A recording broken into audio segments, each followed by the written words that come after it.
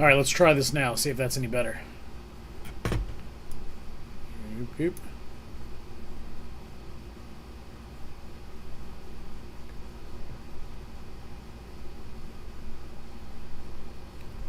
Man, it's still fucking long.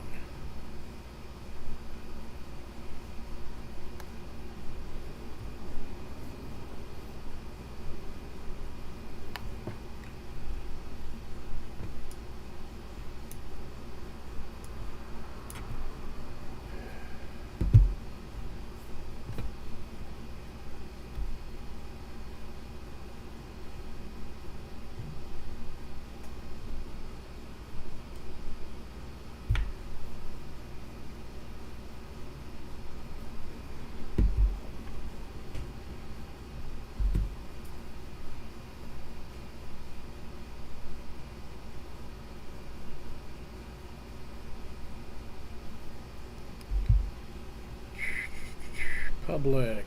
Still streaming. Bad,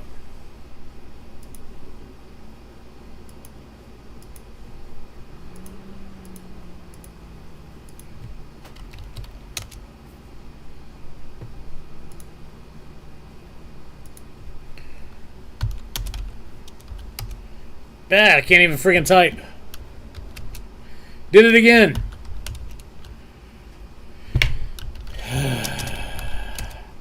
I don't even know why I'm typing because I can just talk to you. Alright, so now let me pop out my chat. Move that back over here. Right after yeah, sorry about that. It's I don't know what's going on. It's still got a good delay, probably like 10 to 15 seconds. Maybe it's because Tara's downstairs streaming. She's playing what you call it, New World. So maybe that has something to do with it. I don't think she was playing the other night, but I mean, we've got gigabit service here, so I should have plenty of bandwidth for this. But anyway, I guess we'll just have to make do with what we can, and I'll just have to try and figure out what stupid shit I said that you're responding to. And, you know, don't laugh at me too hard. Oh, and damn it, I need to get the link for this and repost it. So, oh, and by the way, the double thing was probably my fault. I turned on the audio for the stream in my studio, and so it was playing out of my speakers, so I didn't think my mic would catch it, but apparently it did. So, let me see if I can find... Where's the link for this damn thing? Okay, I can get it off the... Alright, let's see. Get in the shop. Up and up. Up and up and up. There's the take two. So I didn't think my mic would catch it, but apparently it did. Okay, so now I'll close that and head over to Facebook.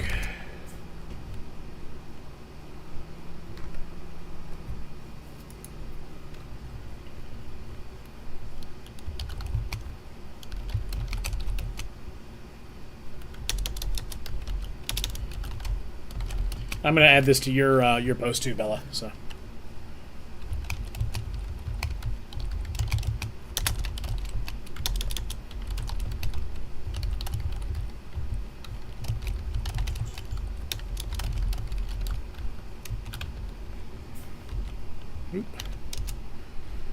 Alright, so let me get that. Go over to my stream real quick.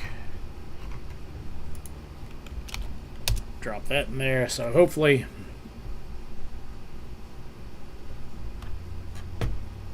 Alright, let's see.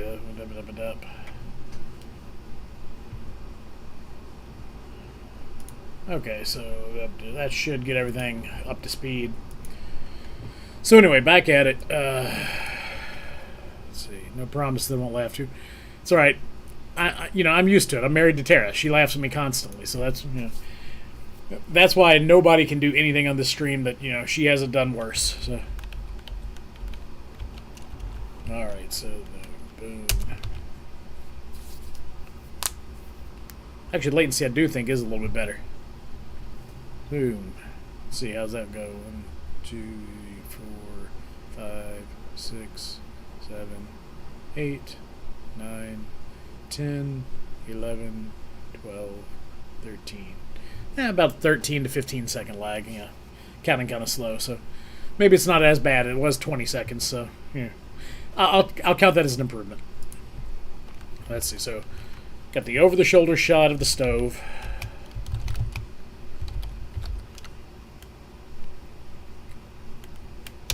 Okay, I will put a pot on the stove. Pour. And then... Yeah, well... She loves me anymore, I'm going to be black and blue. I guess I can... Just for the visual effect, I can turn the... It's going to be hard to see the burner turner on before I put the pot on the lit burner.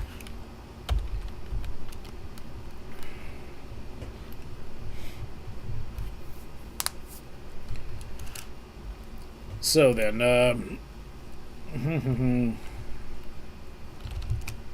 get the thermometer in the sand. Alright, so what am I going to say here on this? So, ba-ba-da-ba-da, ba-ba-da-ba-da. That's true, but she makes me put on a lot of makeup. I mean, you know, I've got the nails for it. Now I've got to do all the, you know, the blush and all that kind of jazz. So, oh, I got a new toy today. Kind of a toy that I have not yet put up or anything, but it's going to be fun. I got a green screen. So, I have no idea what I'm going to do with it yet, but throw that down there. We'll have some fun. Now, I think what I'm going to end up doing is pinning it behind my bookshelf here for now, just to, and then I can play scenes and it'll look like you're looking through the bookshelf at like Jurassic Park or some crap like that. I don't know yet. Put a beach through it or something.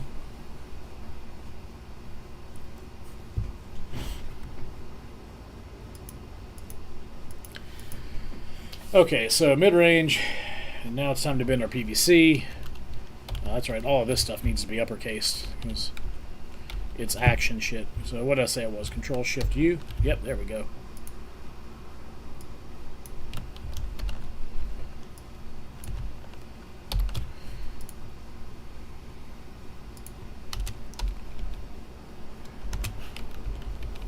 Okay, so... I appreciate it. Thank you. During COVID and all that, I tried to put a little touch of something. So I got all of my He-Man figures down here. Well, not all of them, but some of my favorite ones from when I was a kid. Got, you know, we got Thundercats up at the top. Of course, you can't do anything without your buddy Wash. So. And then we just some assorted figures over there. Some Lego stuff up here. My captain's hat. Let's see. Which, yeah, I think I'll wear this for a few minutes just for, you know, shites and giggles. Can't wear that shirt with the green screen. Oh, that is very true. Actually, I can do the floating head thing, though.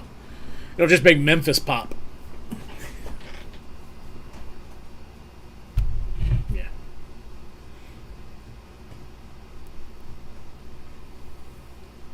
Let's see. Alrighty, so walk away from the camera, reveal in the kitchen. There's no need for any...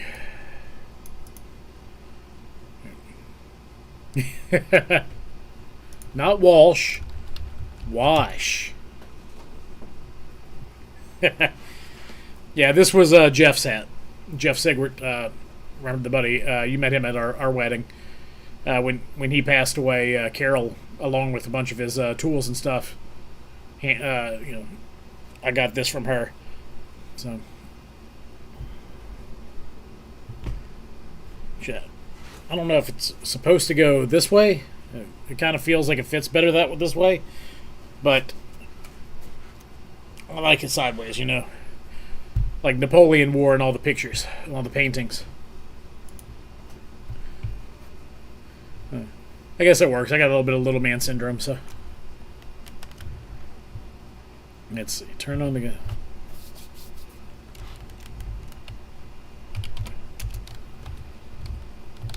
We're gonna need some fire. Need some heat. We're gonna need. Turn up the heat. No, that's so cliche and stupid. Yeah, yeah. Yeah, I missed it. Actually, we're coming up, yeah, about 5-6 days away from not only the day he passed, but his birthday. So, yeah, he passed 2 days before his birthday, so. But anyway, on a happier note, he'd be happy to know that I am out there trying to get this stuff done, actually making some headway on that shed. Yeah, now Putin's just a dickhead, that's all. I mean, he's a piece of shit.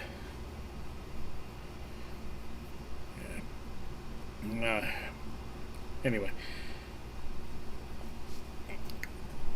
Let's see. Alright, so let's think about what I'm going to say here. So I come into the shed, come in, get the over-the-shoulder shot of the stove, which I'll have to clean the shit out of the stove just because otherwise it's going to be very ugly. So over the shoulder shot of the stove, I turn on the fire, and I say,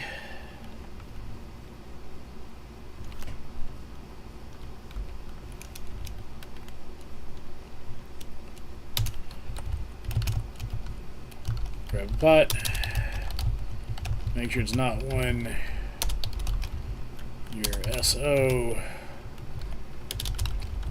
cares too much about.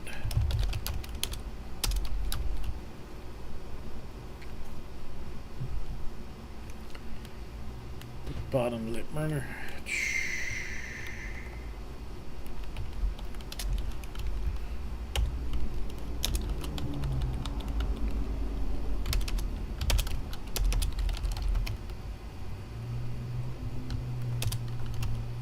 Time to warm up the sand. I don't know. About making glass. Nah. I want to make sure I'm not getting too many cheesy, like, one-liners in or anything like that, because you know me, I will probably interject them anyway. So I'm really having trouble trying not to make this too. Oh, cool. Let's see. Some water here. Hey, sorry about that, Mary Ellen. I had some issues with the previous stream. There was just crazy lag, so I just had to go ahead and end the stream and start it over. We've still got quite a bit more lag than we had last night. I'm not sure exactly what's happening. It's still set to ultra low latency, so it should be very quick, but is what it is. I'm glad you're here. Thank you very much. So what we're doing right now is going through the scenes that I need to film, and adding, just kind of mapping out what the camera angles are going to be, writing down a little bit about what I'm going to say, how I'm going to, not necessarily creating a script per se, but kind of creating a script, just kind of getting the gist of what I want to say during those moments, so that I don't have to go into it too cold.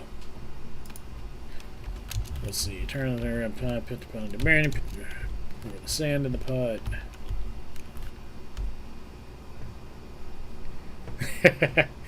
Nah, I'm like, I appreciate you guys being here. I'm still trying to get the hang of this. Whitney had to tell me that the stream wasn't live for 10 minutes because I had started it over in my streaming platform service, OBS, but I didn't start it on actual YouTube. So anyway, I'll get this stuff down at some point. Yeah. All right, Jeff's hat's going to take a hiatus. I'm getting a little bit warm and my head is sweating. All right, turn on the gas burner. Grab a pot. Make sure it's not one. Grab pot. Make sure it's not one your significant other cares too much about.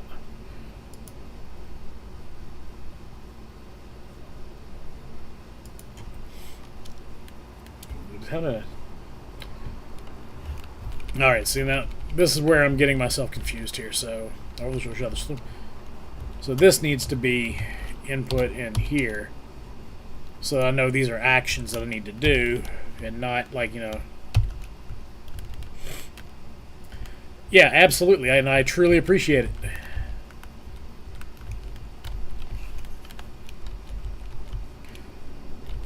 That's all right. When I make it big and famous, don't worry, you'll be coming along for the ride. Oh no no, it's an actual hat. This was a belonged to a buddy of mine who passed away, and I got it from his widow's not the right word because they weren't married, but they were. I mean, they were everything but. They'd been together for a long time, but yeah. So she said that Jeff would have wanted me to have it, and gave it to me. So I try and treat it with some respect, and just wear it every so often. Oh yeah.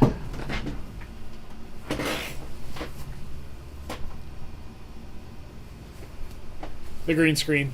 So. I doubt we'll play with it tonight, but maybe I'll have it up by Thursday, depending on what else we got to do. So, all right. So, turn on again. Time to warm up some sand.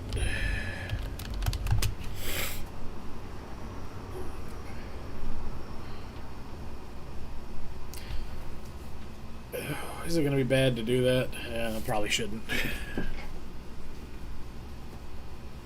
Yeah, that's true. That's very true. And I mean, yeah. Anyway, I don't want to get into too deep into that. So, put the purity sand into the pot. Yeah, I don't think I need to say anything. That's going to be put it on, pour the sand in, stick the thermometer in the sand. Looking for around 170. That's enough to soften the plastic, but not melt all the way through. Oh, there you go. Diet Pepsi. That's right, I'm sticking to the soft stuff, water. Although I was a bad boy today and drank some Diet Coke, which I'm trying to stay away from the caffeine. So, but man, I got home from work and I was dragging ass. I was dead tired. So I just had to have something to pick me up. So when Tara and I went out and grabbed dinner, Chipotle, when we went out and grabbed dinner, I just had to get a Coke just to kind of give me a little bit of oomph. Otherwise, I probably would have just canceled tonight. But I need to get some headway done so that when I do get time to go out and make these shots and film all this, I actually have a plan and can get through it in a reasonable amount of time. Because if I'm going to try and eventually I'd like to get to where I can put out weekly. But for right now, as I'm still learning, as I'm still going to have stumbling block, crazy amounts of stumbling blocks, I think it's more realistic to say bi-weekly. I would rather under-promise and over-deliver than miss dates. So if I get something done early, then I'll go ahead and I'll film another short project. I've got one that's I'm probably going to be able to do maybe this weekend, depending on the weather. It's going to be an inside project for the most part.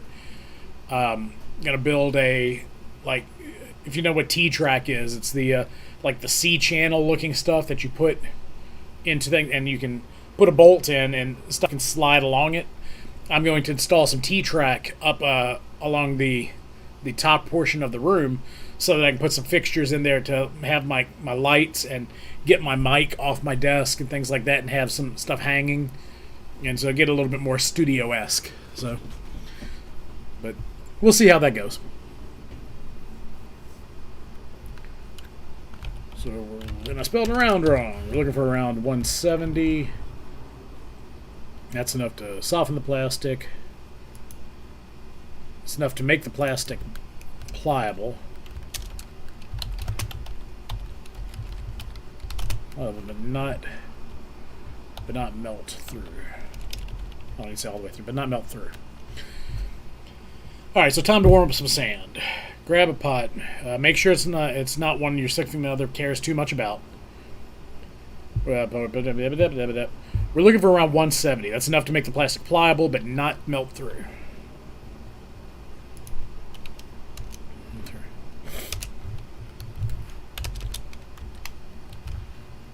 Okay, we will, at this point, we will Fast forward video till therm says 170-ish. What's up? Sounds like to cheer. I'm cheating. Okay, hang on. I think I missed some stuff here. Cheating of a second root beer. Oh, a second root beer today. There you go. Oh, sorry about Pip. Hopefully, gonna be okay. I woke you up at 2 a.m. I was still up at 2 a.m. So, yeah, I guess you're also what, Eastern time? No, you're our time zone, right? You're Central. I think Colorado's Central, isn't it? Oh hell no! I didn't use any of her stuff. No, I was smart about that. I made sure to use the oldest, crappiest pot I had from that for some reason I still have from my bachelor days. Which means this is probably like the entire reason I kept it, is so that if I screw anything up, it's something she doesn't care about. Although if I do screw up any of her pots, all she's going to do is say, "Okay, well, you got to replace that with like La Crusette or some crap like that." So sounds like what the use for those roller coasters where you sit with your legs dangling in the air.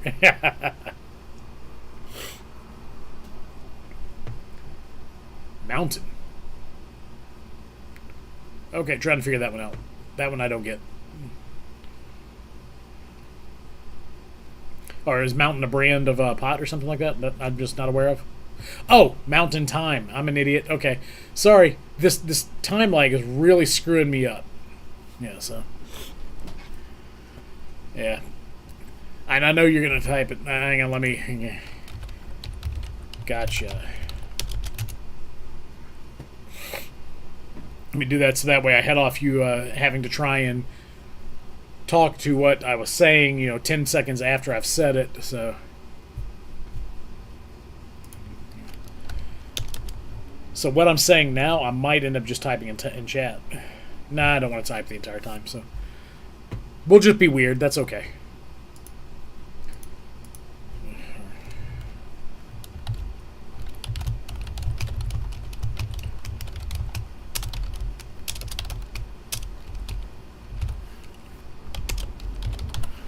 Alright, so let's head back out and bend some tubes. And then I will, oh. Yeah, that is a pretty big delay.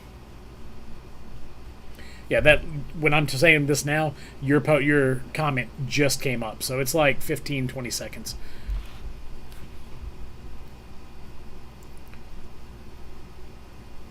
Yeah, so I've got a timer on the thing. So if I wave my hand, it's at 2:28 or 22 minutes 28 seconds when I wave my hand. You're very good at being weird. That's what I love about you, dear.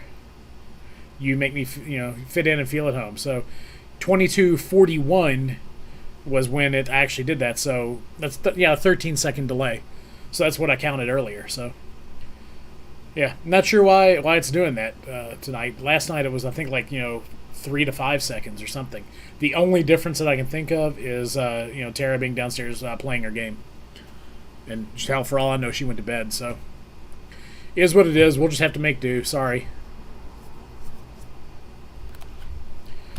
Head back out, bend some tubes, and then what we'll do is we will reverse this 180 transition.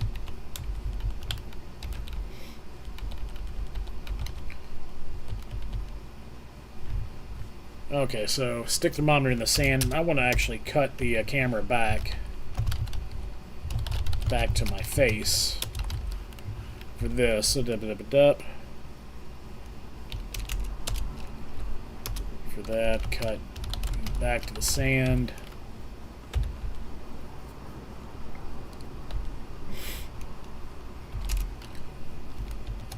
Maybe I'll add a lower third in here for like a little stop clock or something.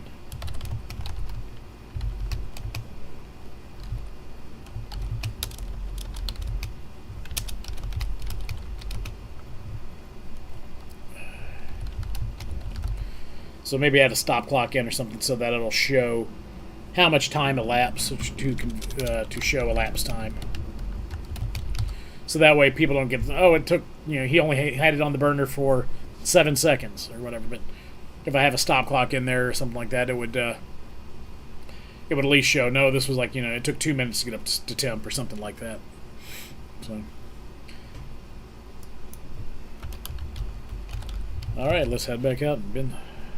Welcome back, Mary. Alright, let's head back out and bin some tubes. Walk towards camera, bodybuilder.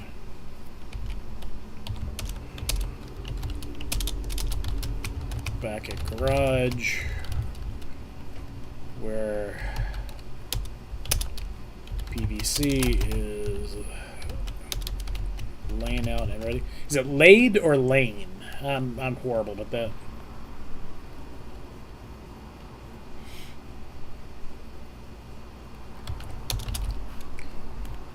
Walk away from camera.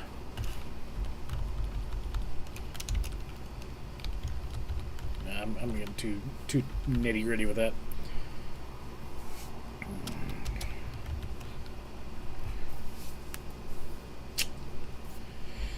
Yeah, so what I need to do, we need to prep those the PVC first.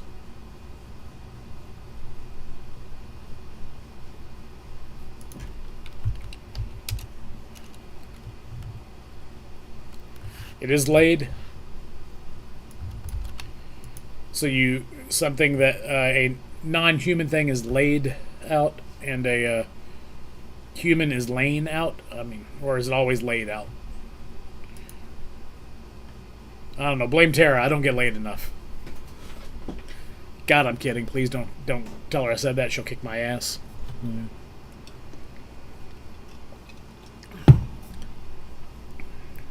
Oh, Mary agrees it's laid. Okay, laid it is. Now it's time to bin our PVC. But first, a bit of prep.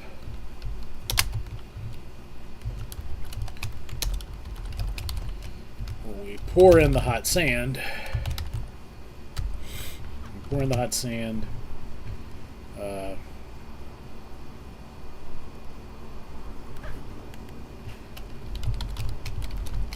It'll just spill right out. That's obvious. And I was trying to figure out a way to make it cutesy that I need to tape up the end.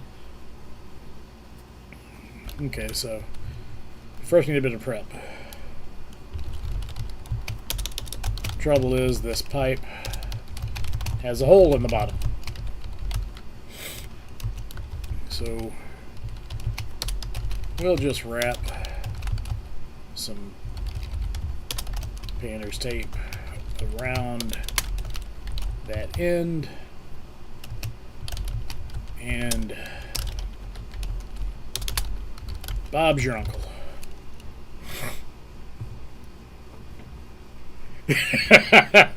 Oh shit, that just got there. Okay.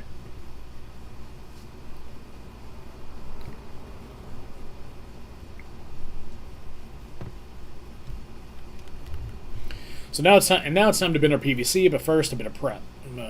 And now it's time to bin our PVC, but first a bit of prep.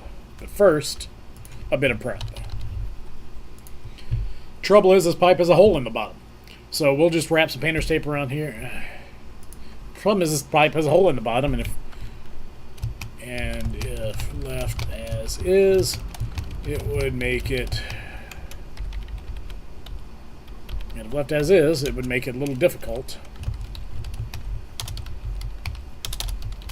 to keep our hot sand in.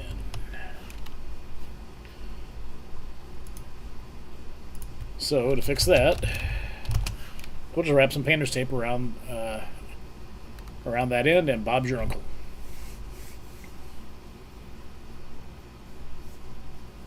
Welcome back. That was a quick change. That was like, Superman going into the the phone booth. Quick change. And for all my millennial viewers, a phone booth used to be a big glass cabinet that they had payphones in, where you could put 10 cents or 15 cents or 25 cents, depending on how old you are, and make a phone call. This predates cell phones. Ask your parents. Yeah, I know I'll get some hate for that if anybody ever actually sees it, so that's alright. Whether they hate you or whether they love you, as long as you're still in their brain. But to fix that, we'll just wrap some painter's tape around the end, and Bob's your uncle. So.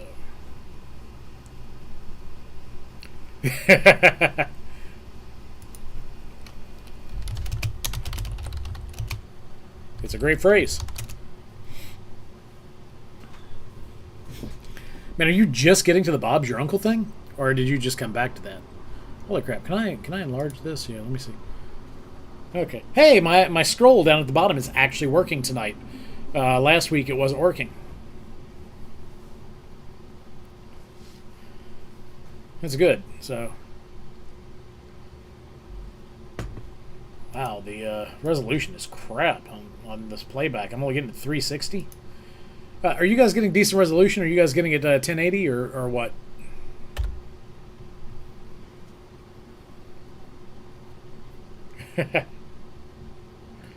Robert Cecil, known as Bob, appointed his nephew Arthur Balfour as Chief Secretary of Ireland in 1887. Did you just like Google that, Barry, or did you actually know that off the top of your head? Because I can believe it either way. I honestly believe that you would. That is one of those facts that you would have stored away in that cabeza of yours.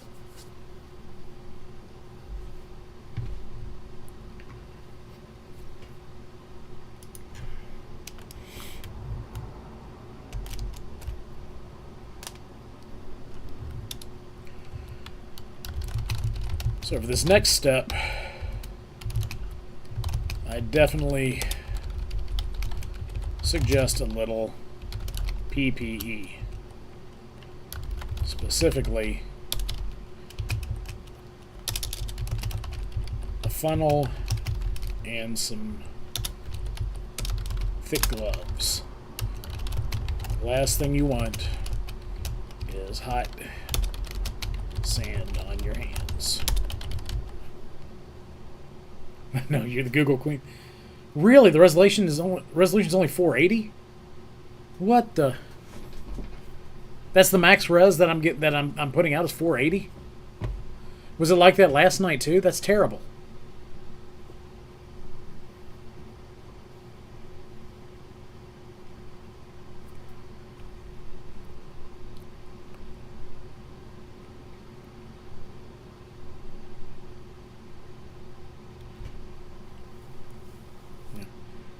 I'm really hoping that's not like the max that, you know, something's going on, because that's going to suck. I'm going to have to get Tara to stop streaming if that's going to be the problem.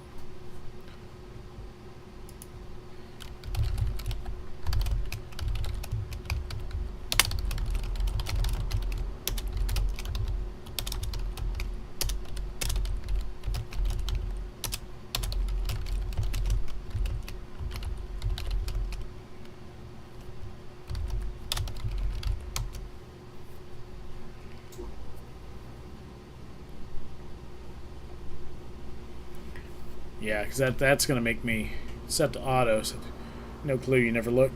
Yeah, I mean that must make the picture look terrible. I just assumed that I'm only getting 360 here because it's the stream, and it's a really tiny condensed image. So let's see.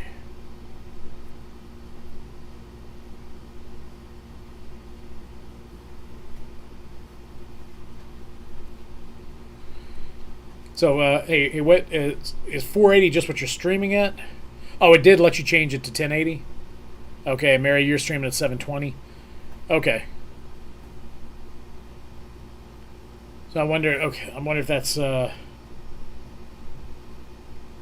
gonna have to do some testing on that, because I want to make sure. Let me do this real quick, mute the site. No, that's not gonna help, because, mute YouTube real quick. I want to see what, I'm going to go to here. Okay, let's take a look here. Okay, yeah, it's letting me, so even me streaming and hopping on, it's auto putting me at 1080p with at 60 frames per second. So that's good. I just wanted to make sure that it was available and that I hadn't screwed something up.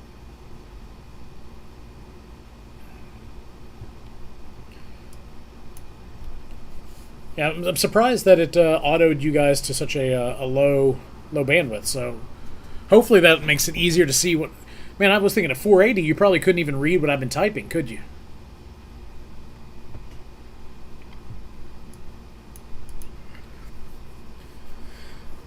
Okay, so appreciate you guys kind of beta testing this, being my guinea pigs. I'm Italian, so I can use the word guinea. Alright, so for the next step, I definitely suggest a little PPE, specifically a funnel and some thick gloves. The last thing you want is hot sand on your hands. Okay.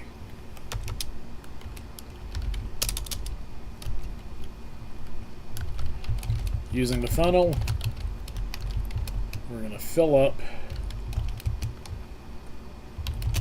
each of the round sections. Each of the circle segments. So let's see. Okay. So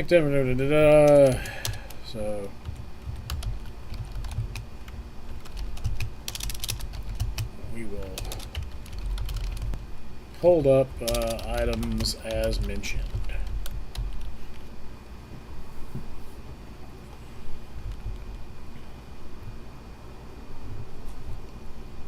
We're going to fill up each of the 6 circle segments.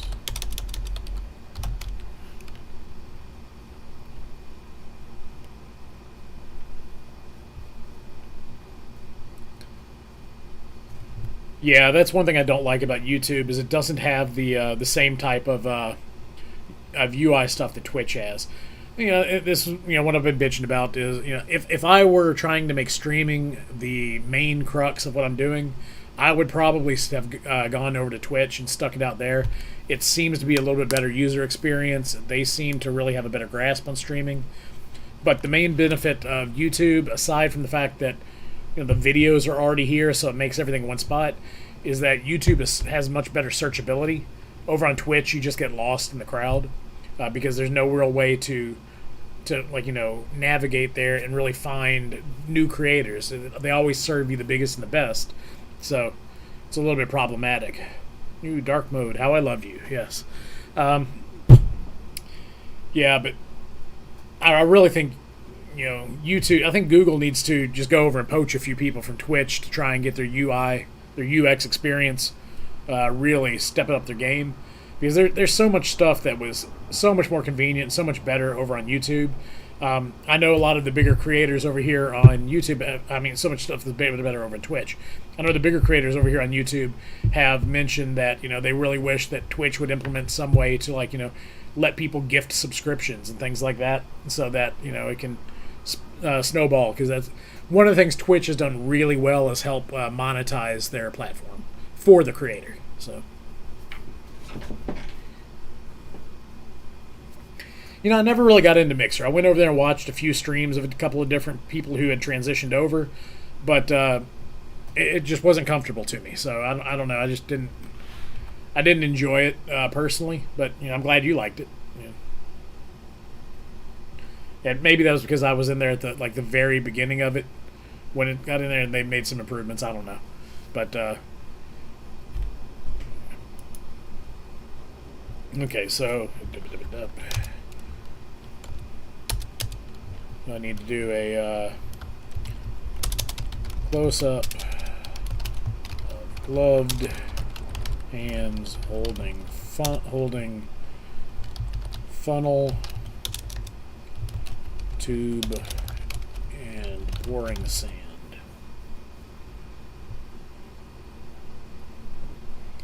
Oh, okay, yeah, that'll work good. Yeah. Yeah, even inside of the streaming platform, when I say yeah, that'll work good, I'm talking about you popping out the chat. Yeah, I pop the chat out and kind of move it over so that my chat is right below my camera. So that even when I'm trying to read, unfortunately, I've got to look all the way down to see what's going on, but at least I'm still in the general vicinity.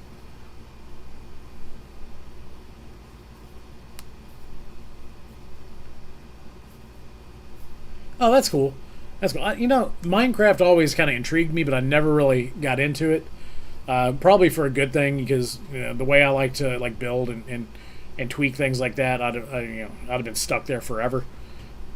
Yeah, but yeah, that would always look fun. I know my niece really loved Minecraft for a while, but then she got into Roblox, and so she's kind of dealing with that now. But I think those are pretty much the same thing. But that just shows my my Gen X ignorance. So,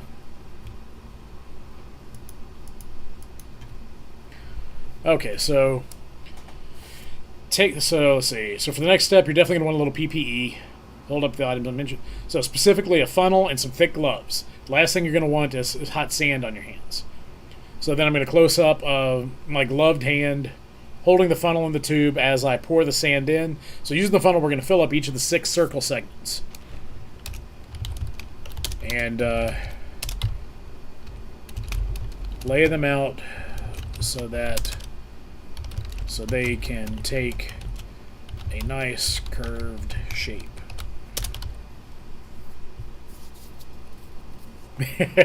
See, I don't even know. Is there like actually a storyline to Minecraft as far as like, you know, playing it or whatnot? Or is it just kind of like an open world, go and do whatever the hell you want to do type of thing? I don't know if there are like quests or, you know, things that you're supposed to do, you know, an adventure to go on. I know there's the Ender Dragon at the end, but I don't know what drives you forward with the play.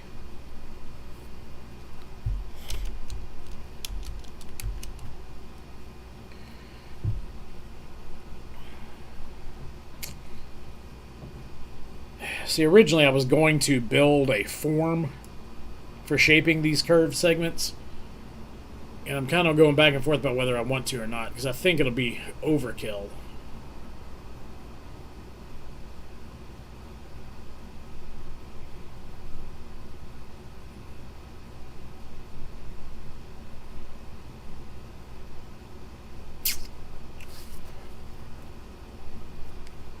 I'll have to see how it goes when I actually do it, because I'm probably going to make 1 or 2 of these, or at least probably 2 of them, because I want one and my mom wants one as well. So yeah, so when you pour the hot sand in the PVC, it softens the PVC enough to where it becomes very pliable, and you can make a curve, and that's why I'm going to make the segments of the circle. So there are achievements you can make. Okay, so you're trying to collect the badges in order to so there's not any real, like, you know, you need to do this, please go save my kitten type of thing. There, it's just, you know, if you build 27 torches, you get this badge. Is that how it works? And I don't mean to denigrate that at all. I mean, it sounds like, you know, just as good of any way to have a questing system.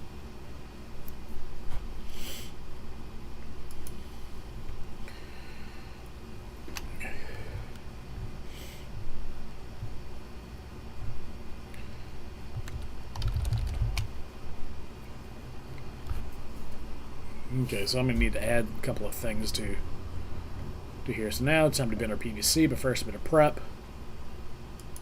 Trouble is we have make it difficult to keep our hot sand in, so to fix that we're going to wrap it up with painter's tape and Bob's your uncle. We should also keep a bucket handy to pour our sand, I was going to say used sand, but that doesn't work. Our sand into once the PVC has taken shape.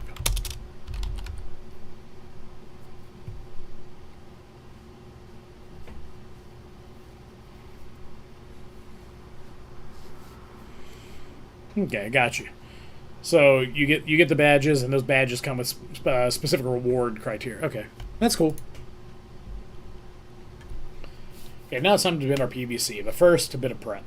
Trouble is the pipe has a hole in the bottom of it, and if left as is, it would make it a little difficult to keep our hot sand in. So to fix that, we'll just wrap the bottom with some painter's tape and Bob's your uncle. We should also keep a bucket handy to pour our sand out, We should also keep a bucket handy to pour our sand into once the PVC has taken shape. Okay. So this is action, not speech. So I'm trying to, anything that is not speech, I'm trying to differentiate from just like plain sentence format.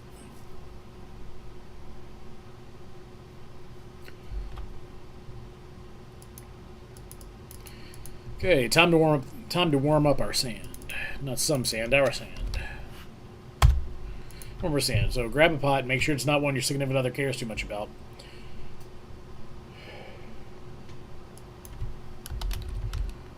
Let's grab a pot.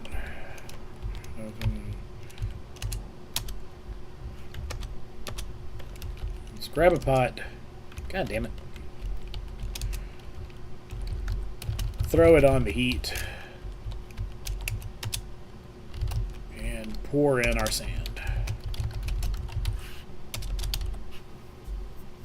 Sand.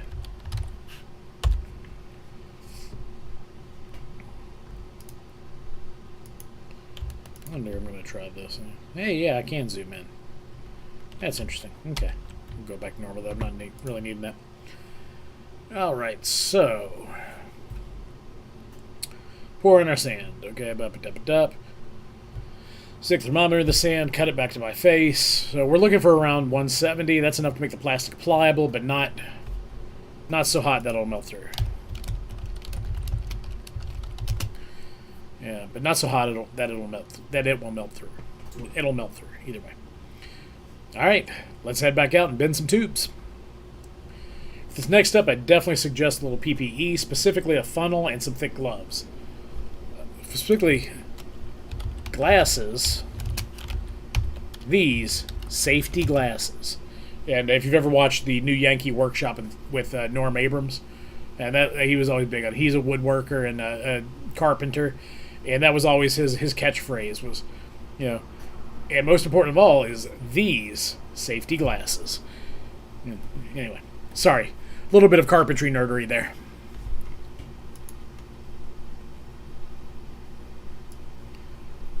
Actually, I'll add that in for you. And don't, as a little nod, forget these safety glasses. Last thing you want is hot sand in your hands, or in your eyes. Okay, so fill this. Using the funnel, we're going to fill each of their 6 circle segments. I mean, this is just going to be VO, so that's okay. Okay. Yeah, I figured you guys might know who Norm was, but I'm trying not to take anything for granted, especially once I'm envisioning having several hundred to thousands of people in this chat at some point, and I know not all of them will know who Norm is, but yeah, Norm is like he's the Godfather there, so he's the OG. Okay, using the funnel, we're gonna fill up. Yeah, I love. Actually, one of the cool things I found on Roku, I didn't even realize they had live streaming channels that were free. And they've got 2 channels for Ask This Old House.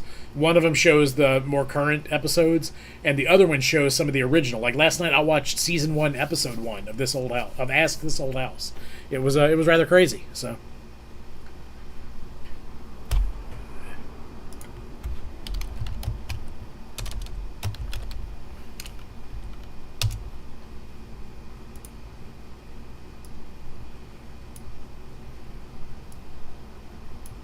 So,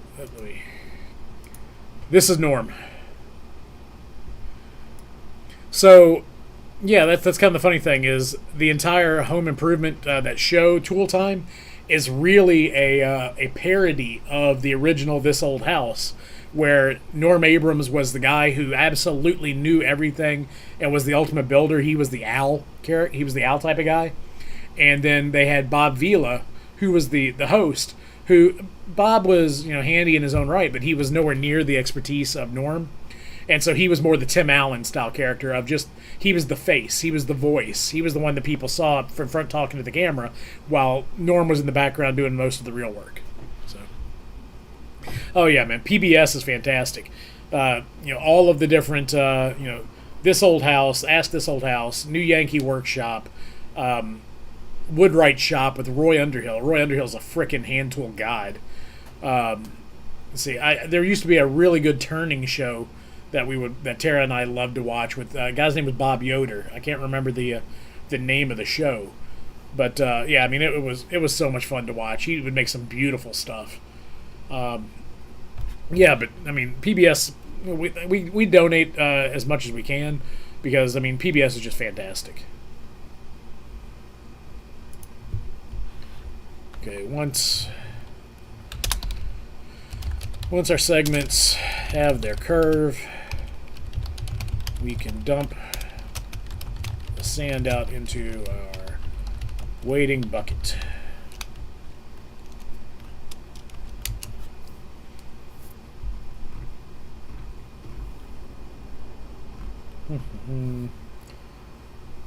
This one have the curve. Dump the sand up. Shot of sand pouring into bucket.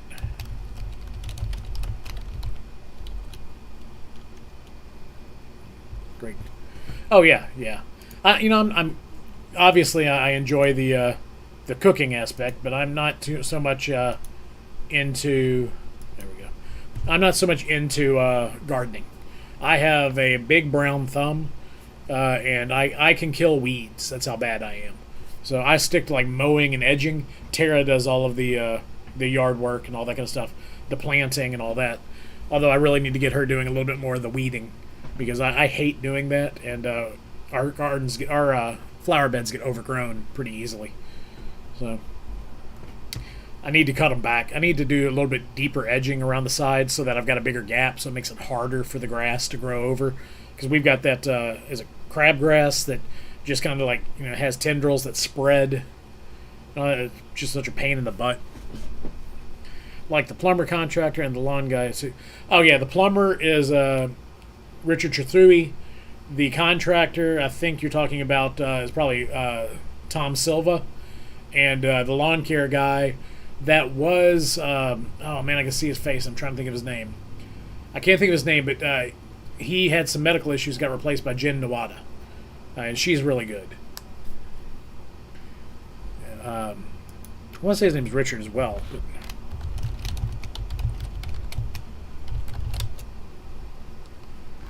oh, Roger Cook. That's who it is. Roger Cook was the lawn care guy. Yeah. I knew it began with an R, but I couldn't remember. But yeah, they're fantastic. I love that show. I'm thinking about writing into them, because the stairway to come upstairs. I don't know if you guys remember. Mary, you were really only here for a little bit, but Bella, you stayed with us for a little while. That stairwell at the bottom of it, it's kind of sinking a little bit. And I need to get an engineer in here to make sure I'm going to do it correctly. But I want to jack that back up and secure it, because I think I know exactly where the problem is. But I thought about writing into this old house and seeing if one of them would like to come out to Memphis and film a brief scene helping me fix it. In fact, I might do that after we get done with the stream tonight. Just go ahead and shoot them an email, seeing if it's interesting to them.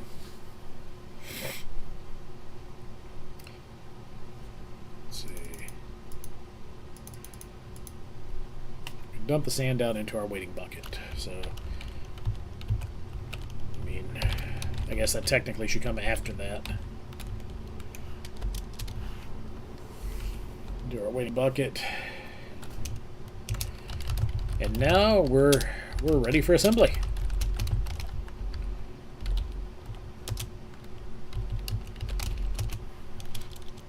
I really do think it'd be cool. I know that, when they come out, it's not like free completely, but I think they do the fixes at cost or something like that. It's or maybe I'm thinking of like HGTV and all that when they do those property shows. But just to have the expertise, I know that they would go out and they would find the right people to do it.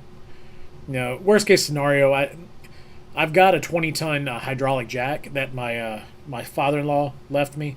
I say left me. He left. He got a new one, and he decided to leave the old one with me, so I can actually do it myself. And what I figured I would end up doing is I'll get like a 4x4, put a metal plate on the bottom end where the jack is going to be pushing up, so that it doesn't actually push into the 4x4, and so it's capped. And then use that to slowly, over a matter of a couple months, raise it like an eighth of an inch every 4 or 5 days. So I raise it up, let the house adjust, raise it up, let the house adjust. And then once I get it to where it's relatively level, I can put one of those, the metal straps you see on new houses where they're putting in joists, the joist hangers. I can put one of those in, and then I'll put also a piece of blocking underneath there to really secure it in. So, but like I said, I'd rather have a professional do it than me kind of, DIY it. So there are things that I think are great for DIY, and structural engineering is probably not the best one unless you're trained in that. So now we're ready for assembly, but here's where you've got to... But the question is, make it permanent, or, well, you know what, I'm not even going to ask that. Screw that. Okay, now we're ready for assembly.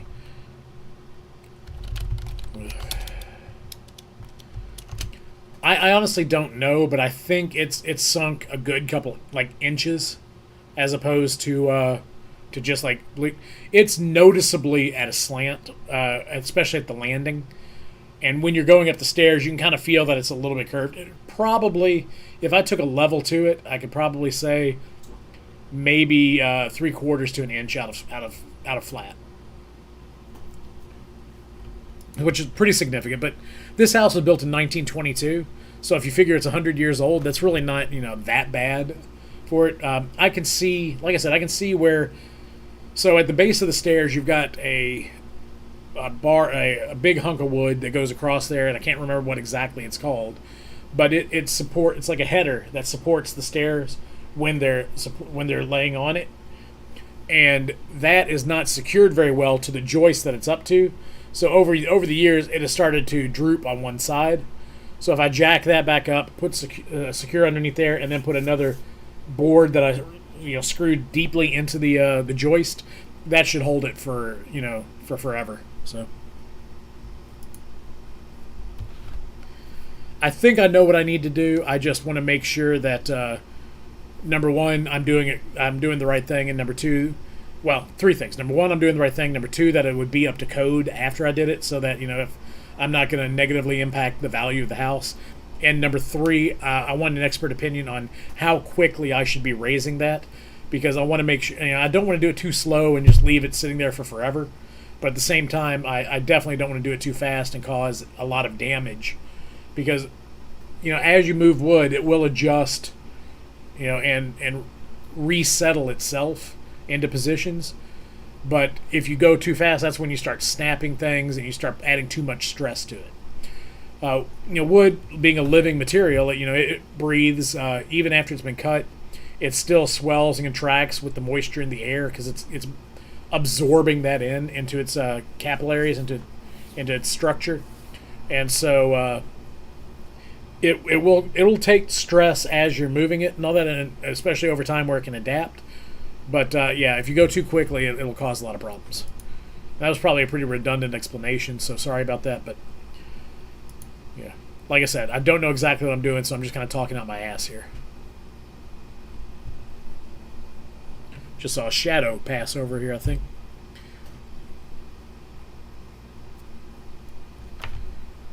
And now we're ready for assembly. The piece is curved, and now we're ready for assembly. With a little PVC cement.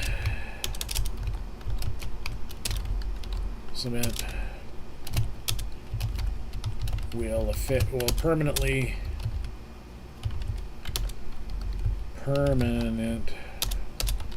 affix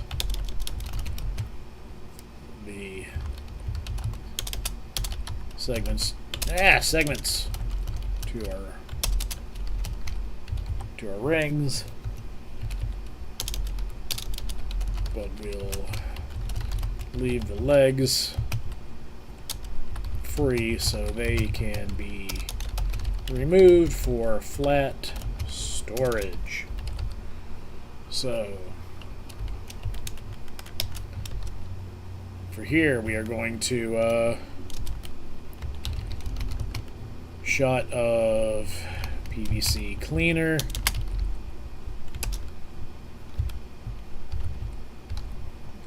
And cement applied to curved segment and T-joint.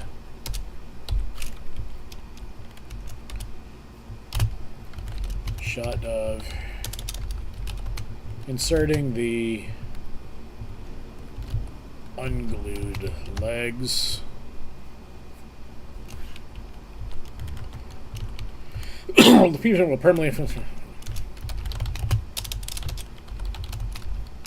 permanently affix the legs or rings. First, we need to clean the mating areas, then apply some PVC glue and hold for about 10 to 15 seconds.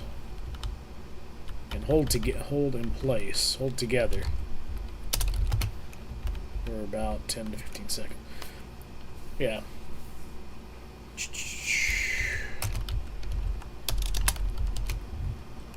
Because you don't want to push out otherwise. I mean, that really doesn't matter because, you know, this isn't really structural. It's not going to be holding anything. Oh, switch to full screen mode and auto mode. 720 Hz. Huh. That's interesting. I mean, 720 is not that bad, especially if you're just watching on, like, you know, normal monitor, but you definitely get a lot more detail with the 1080. Eventually, you know, maybe if things go well, I might. One of the nice things about YouTube is you can stream all the way up in 4K at 1440. And so maybe eventually I might up the ante and go that route, but I'd really need to step up my game. You know, I'm still running off of this 2014 750 Ti is my video card, and it's only got 2 gigabytes of RAM on it. So once I can replace that with, you know, maybe one of the modern RTX 3000 series, you know, then maybe I can start looking at doing some additional stuff. Also, I'm thinking about if this keeps going well, if I keep doing this, thinking about setting up a second box, so I'll have like my editing box that I'm actually working on, and then an actual streaming server that will run all of the other software that is involved with you know, encoding and, you know, sending out and all that with the stream, so that I don't have you know, too much stress on one machine. I mean, this is working okay for now, but maybe after I'm monetized, you know, I'll start you know, like half in a fund for, you know, technical improvements, and half of it into like, you know, my pocketbook basically. All right, so shot of inserting unglued legs. That's because YouTube just loves you more, Mary, and so do I. I'm just kidding. I love you and Bella the same.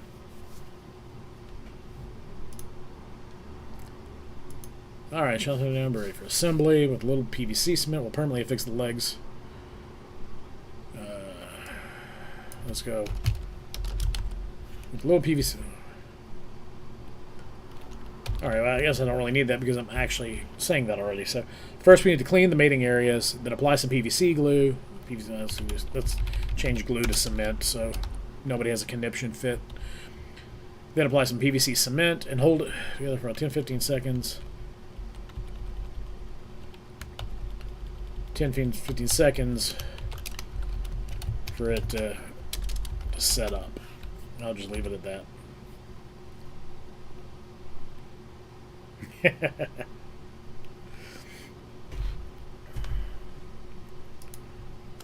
Let me see if I can get this on the first try. Yay! I didn't keep typing pound signs like, you know. Okay, shot of PVC cleaner applied to the curved segment of the T-joint. Then go back with another shot of the glue. Push them together and hold them.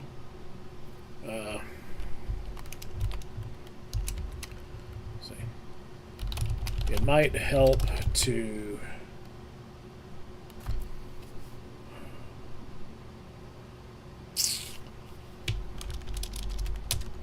and now we're ready for first we're going to do a dry assembly.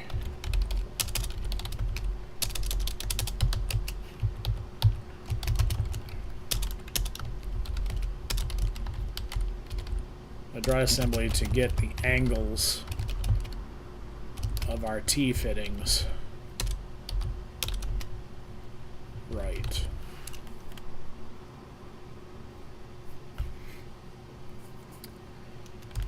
And first, we do a dry assembly to get the angles of our T-fittings right. shot of dry assembly.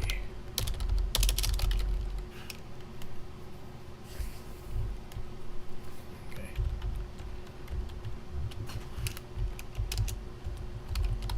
We'll make some marks on the curve and the T so we know where to line them up when we apply, when we're bonding them together. All right, Whitney, thank you very much for being here, dear. Get some rest, sweet dreams. I'm sorry that, you woke up so early. I hope you get a good night's sleep tonight. And, I hope Pip feels better. So, have a good one. Thank you very much for being here. I really do appreciate it. And thank you very much for putting up with all of the glitches and all that tonight and helping me get through that. Thank you.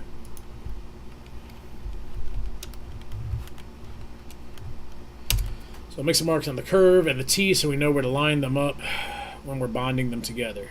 See, if I hadn't been writing this out, I probably wouldn't have thought about the dry assembly and marking it so that we could reassemble it once I got the glue on there.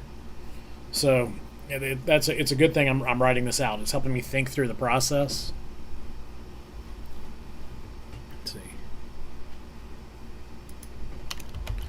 Less than 3, less than 3, less than 3. Hey, the third one didn't actually become a heart anywhere. And again, I need to create a mute on my, whatchamacallit. Yeah, I'm not going to mess with that right now. Alright. Damn it, you made you get tired. Now I'm getting tired.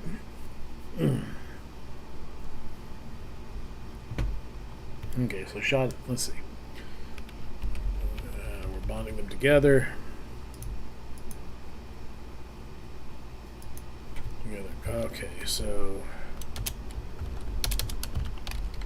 close up of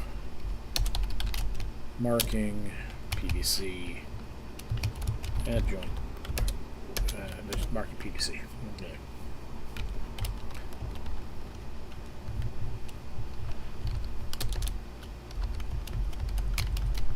Now we can get to the glue up.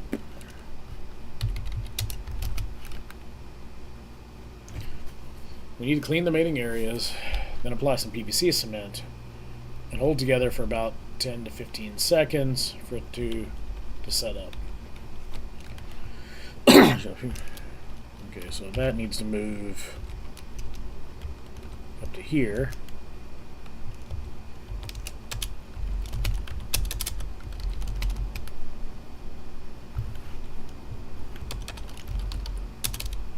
Continue close up of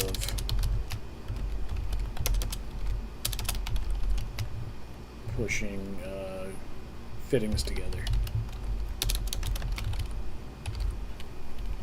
Yeah, so there are going to be a lot of shots in this this scene because some of it we need to switch back and forth between me addressing, so it's not just all complete voiceover, and the actual action of attaching stuff. So let's see. When I say shot, I'm going to actually do a close up. What do we have here? Bip, bip, bip.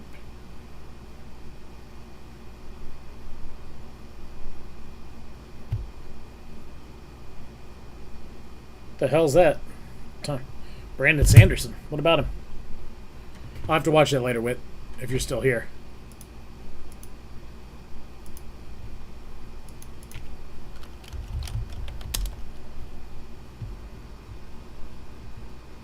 That's made me wonder if he's like been ghostwriting or something.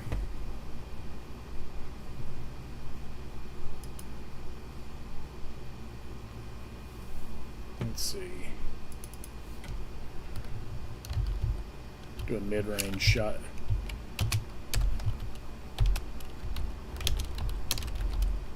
Mid-range of dry assembly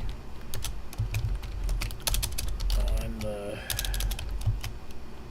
bench. Okay. Then we go close-up of marking the PVC. Continued close-up of applying the cleaner and all that. Sticking that all together.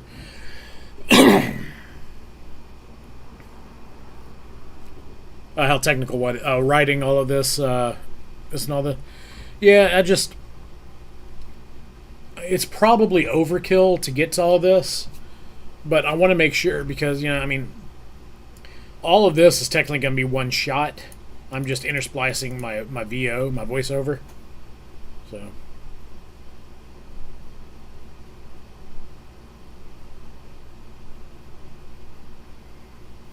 Wow, hang on.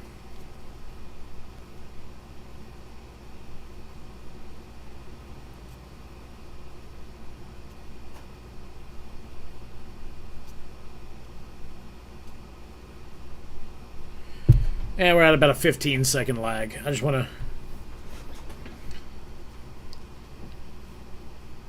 I mean, I don't know. I'm proud of myself that I got the fingers in the right order.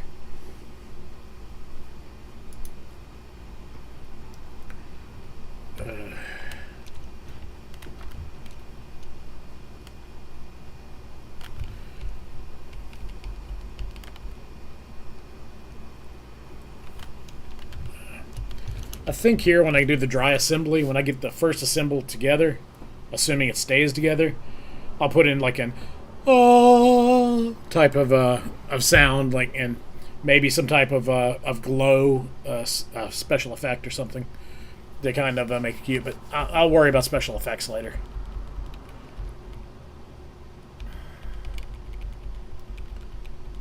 Let's see, mid-range. So this is all VO.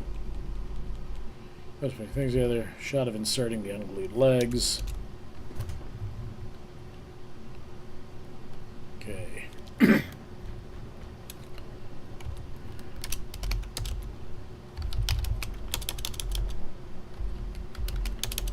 We've really only got one step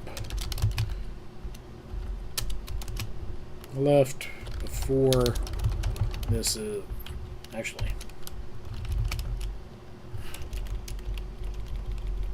This is actually functional right now. However, there's one more step I'd like to do. That's adding some clips to the upper ring to keep the bag gently secured. Gently secured. So to do this, I found some of these. Show clips. Oh, did you? Good, I'm glad. That was kind of the point, is I wanted it to have kind of like a good transition to that segue, or a good segue to that transition, I don't know. But a kind of a stop point and all that. And yeah, I'm really happy that you like that. So, I know that it felt a little abrupt, but at the same time it was kind of supposed to. So, but good. Thank you very much. I appreciate that. Okay, so show clips.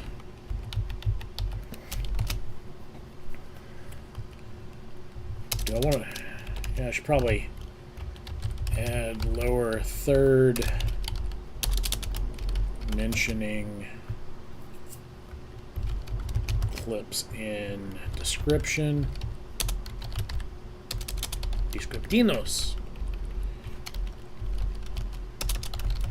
Link to clips in description. I'll add a link to these in the description.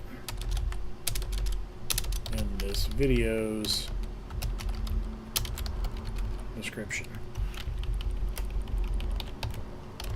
I'll add an affiliate link to these in the video description. If you decide to make this, buying them through that link will give me a little kickback at no extra cost to you.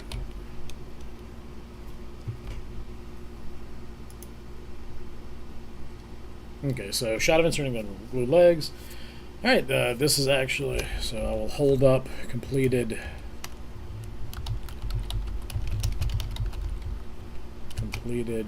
stand.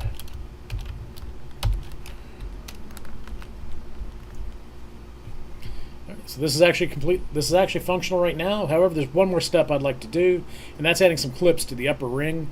Adding some clips that can keep.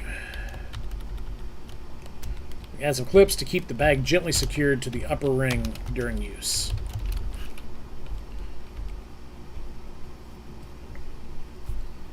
Okay, shot of demonstrating clips.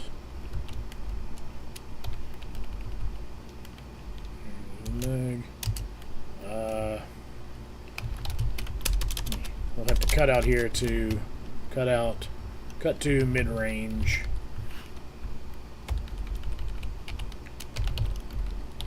Close-up of demonstrating clips.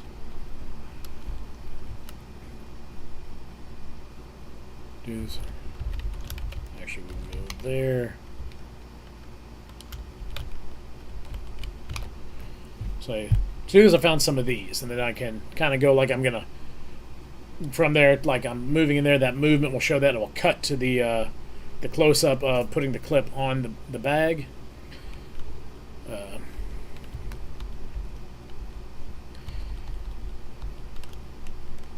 If you decide to make this, well, I'm gonna do that. I'll add an affiliate link in the I'll add an affiliate link in the video to these in the video. Let me say this. I need to say that. I'll add an affiliate link to the video. I'll add an affiliate link to these in the video's description below. If you decide to make this, buying these clips through that link will give me a little kickback at no extra cost to you, and that'll really help the channel a lot. Really help me and the channel a lot. Okay. So back to mid-range, talking head of me. Cut to mid-range.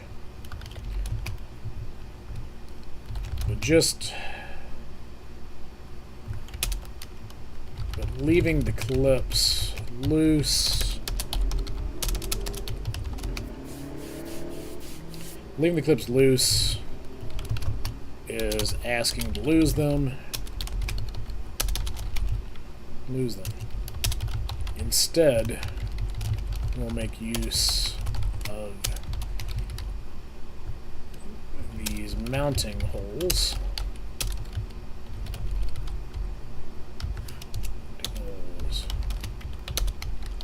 Close up off top of clip.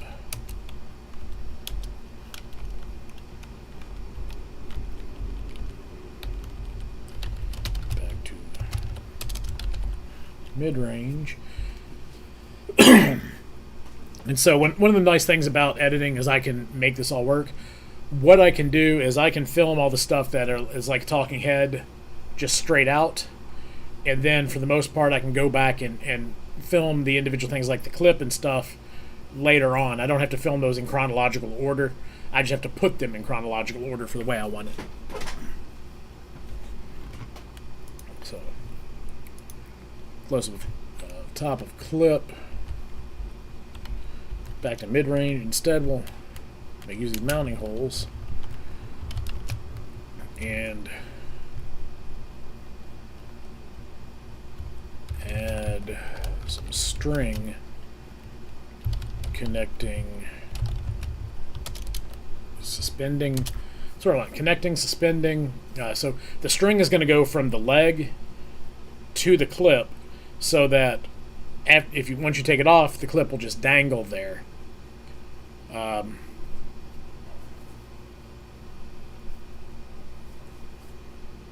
the hell I just had in my hand, but anyway. Add some string, securing each clip to one of the legs.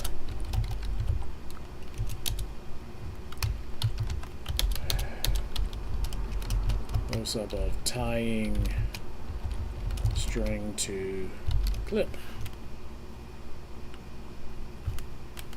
Good. Hey, appreciate it. Definitely let me know if I say something that doesn't make any sense.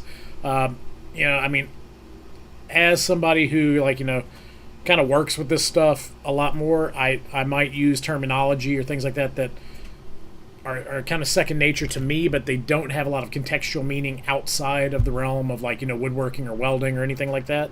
So it's very beneficial to me that if you can go, whoa, what the hell does that mean? And that will help me go, okay, I need to change the language up here. I need to expound on this a little bit. So,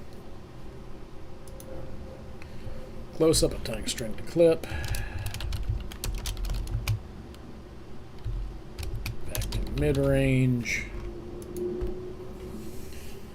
Add some string securing each clip to one of the legs. Let's see. Back to mid-range.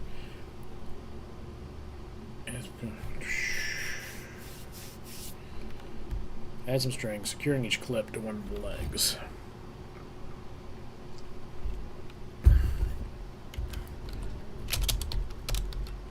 For the other end of the string,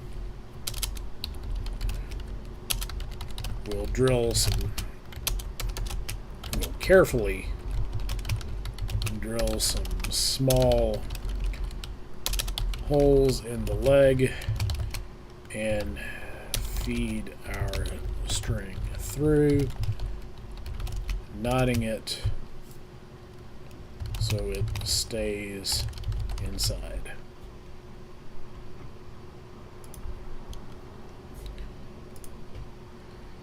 See, I should have a thumb in here, a thumb emoji, shouldn't I? Yeah, there we go.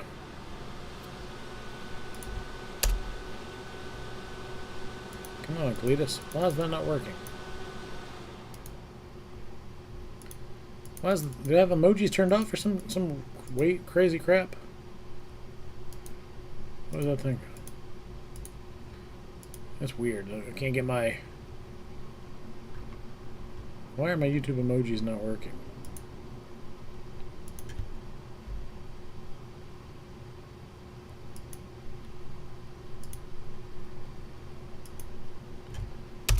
That's weird. I had to choose a skin tone and they started working. I'm not sure why that okay, so okay, let me see what happens if I put it back to yellow. Is it working again? Yep, yeah, I'm not going to use that one. Let's see. Okay, so yeah, now the thumbs are working. That was weird. I had to Duck, you say me on Quackers?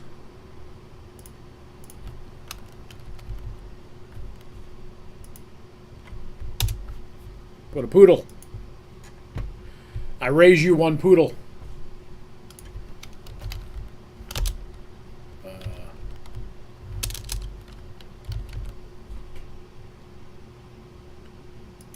And I guess that's as close as I can get to Stark. So.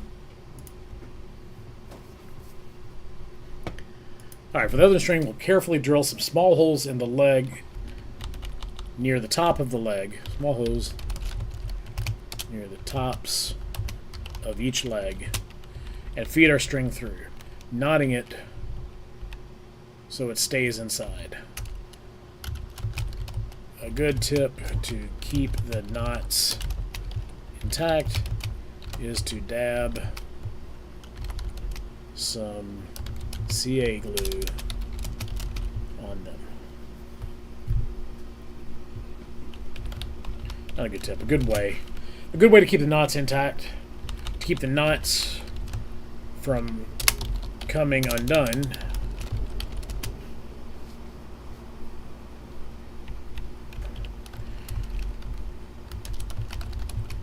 if you were either, if you were never a sailor, or you were a bad Boy Scout like me, a good way to keep your knots from coming undone is to dab some CA glue on them.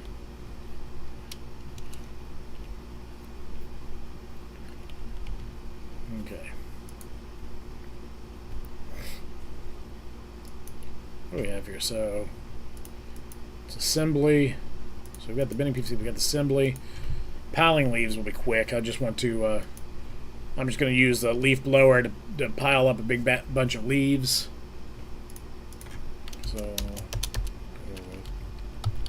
piling leaves.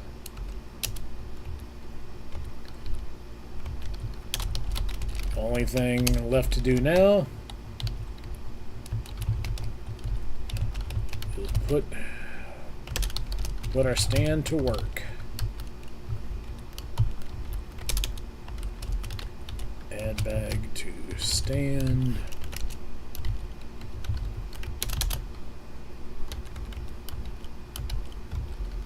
Scoop up leaves.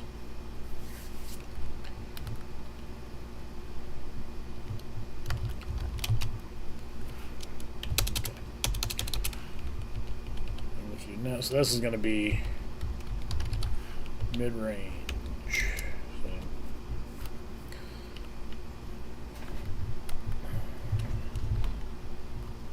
Okay.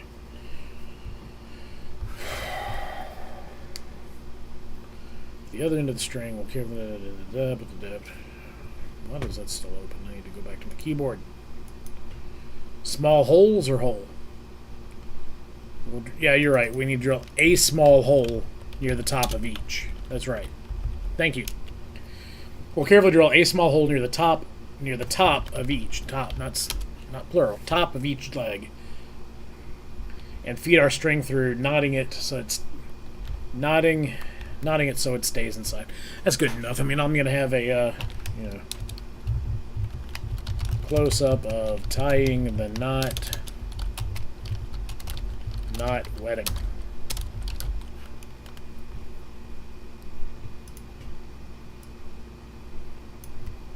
Yeah, that's unnecessary because that's a joke for me. That doesn't matter. Well, did I really spell tying wrong earlier? Because I think I really did.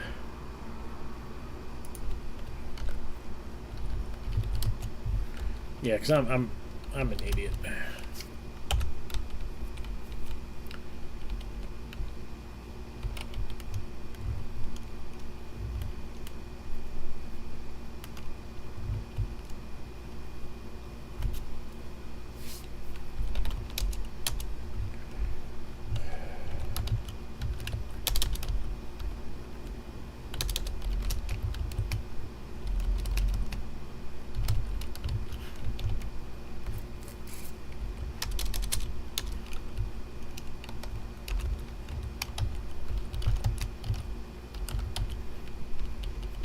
Mid-range, close up, tying string to clip.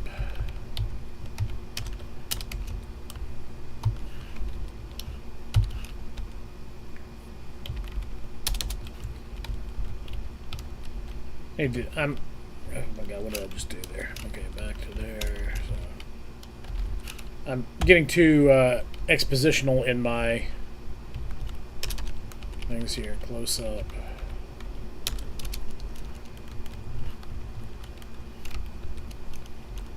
Demonstrate clips on. Demonstrate clips. That's good enough.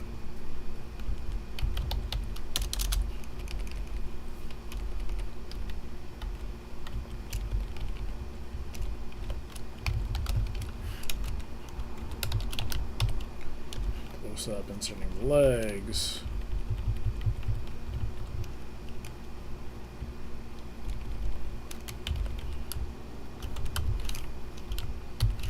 pushing. So let's see. It's close up.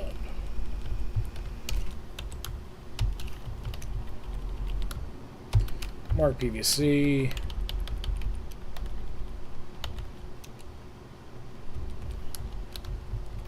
Apply PVC cleaner, cement.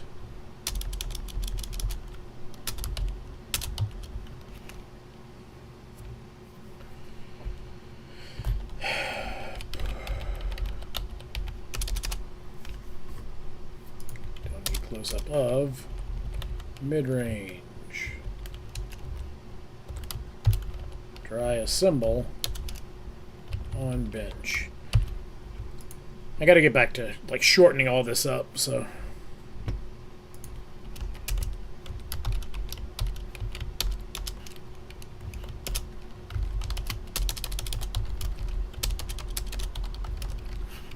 close up.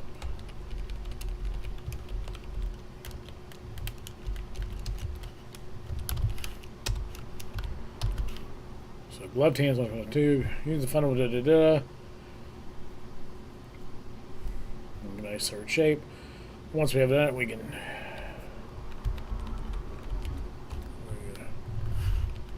Gloved hands.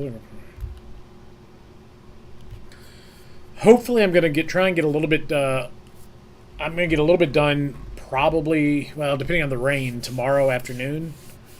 At least I'm gonna try and get maybe the intro and some of this taken care of. I'd like to have it done so I can start doing some of the editing on Thursday. If I don't, I'll try and do I'll do the filming over the weekend. And what we'll do Thursday will be Thursday will probably be like creating this title card and doing some graphic design style stuff. Reached out to a graphic design friend of mine to see if she'd be interested in helping and how much it would cost, because I'm not asking anybody to do anything for me for pro bono or anything. But unfortunately, she said she is no longer doing graphic design, kind of got burnt out. So I'm going to have to reach out to a couple more friends. Fortunately, I know several people who are artistically inclined, and I figure I can make do for myself for now, but I want to get some quotes so that I can start taking some of that money that we were talking about. Once I get either affiliated and can get money from clicks like that, or I'm getting ad revenue and stuff like that from YouTube, I can save up some of that so I can actually get some professionally done stuff. Because, like I said, I know I'll be able to muddle through for now, but eventually, if I'm going to go professional and knock on wood, I'm able to do this like as a full-time thing. I'm going to need this to look a lot more, especially my thumbnails and all of that. I need to look a lot better. I don't think it looks terrible right now, but I think it can definitely look better. Okay, let's see here. Cowboy, mid-range. I don't just have cowboy. I just go mid-range. That'll be good enough. Mid-range, cut.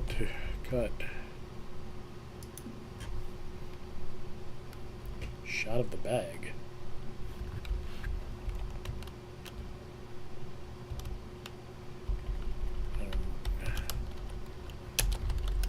Grab bag from garage. That's all I need to say there.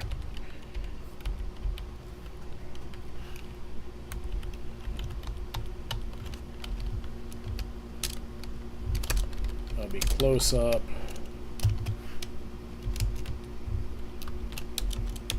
Grab bag from garage. Bag of sand from garage. So walk towards the queue. I don't know what that's called. But I think that's an action, so I need to do it like this. Walk towards camera, 180 transition. Walk away from camera, revealing kitchen. Walk towards camera, from garage, body blocking shot.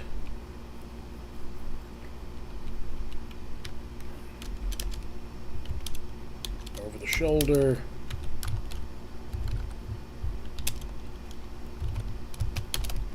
Show stove.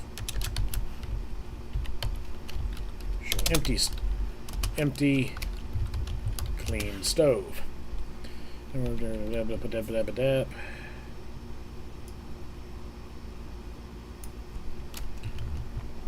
it's not gonna be a close up, but it'd be like a bust or a profile shot.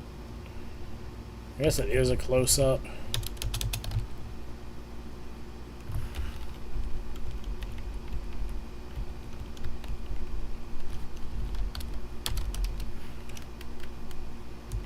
Close up. Sand in pot.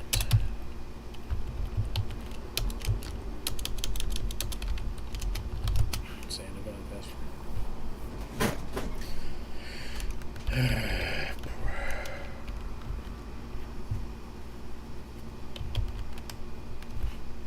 Okay, so put that there. So I know that that's... Am I actually going to do that? I don't know.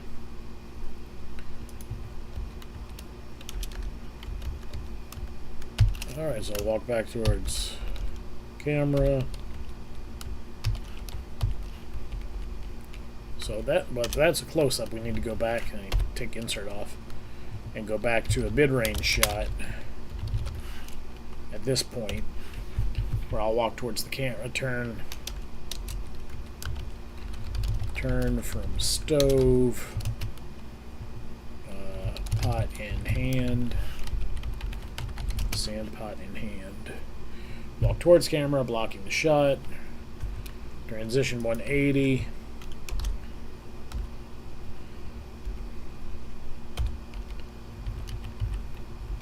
walk away from camera, back at the garage where PVC is laid out and ready, walk away from camera. Okay, that's fine. That's just some stage direction there. I can work with that, you know.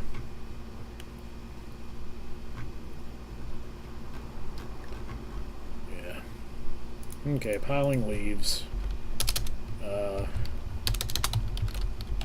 Long shot.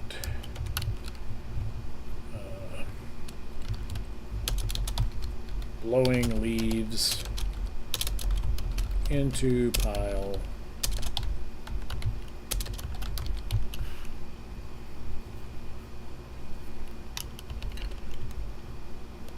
Okay, well I can save that. I can say blowing leaves in the pile.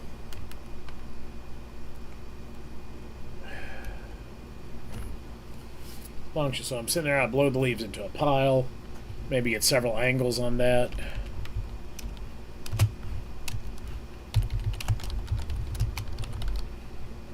Angles.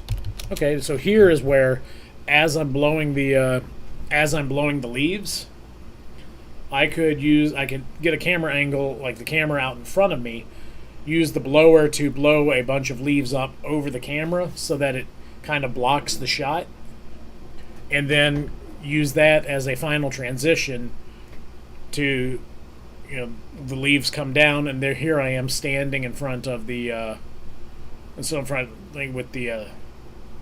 with the stand and a bag. Oh, put the bag in the stand. Okay, I can probably do that. Blow leaves to camera, in front of camera.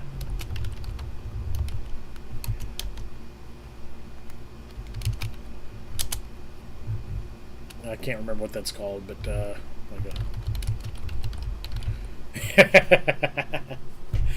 oh, believe me, if I let the girls out there, Kana will definitely jump in. She loves the leaves. I don't know what the hell it is with them, but man, she will dive into those suckers like crazy, especially if we're out playing ball. I'll intentionally throw the ball into the leaves just so she can dive in there and start rooting around for it.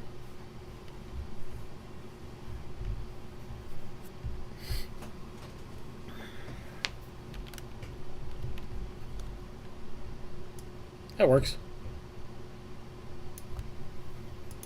So blow leaves on. Blow leaves to block camera. Perfect. Good idea. So camera returns on a mid-range shot.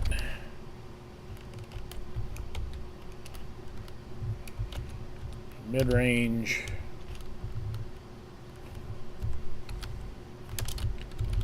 Standing with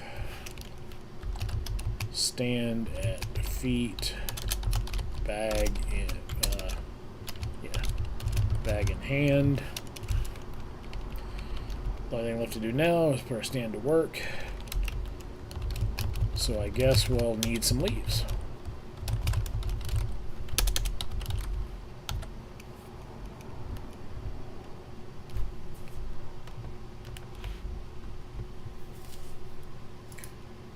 Okay.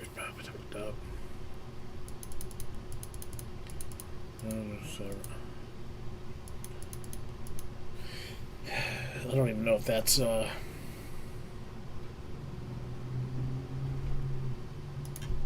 several angles. If I'm gonna do several angles, though, I want like quick cuts of it. I don't want. I'm not gonna try and do like 10 seconds of me blowing leaves or anything, but maybe like three clips from different angles, about 2 to 3 seconds each. So it's just like, and then that last one will be the leaves that get block the camera lens out.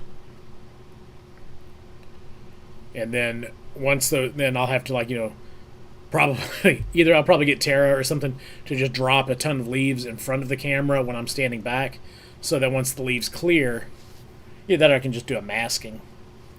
Be easier, just let Tara do it, and then I can just do an easy transition from there. I'm either going to be using my iPhone, or if I can get my DSLR, well, Tara's DSLR working again, I might use it. So, okay, so I also have a GoPro that I could use if I wanted to. A GoPro 7, I think. So I've got some different cameras. I just, I don't tend to use all of them.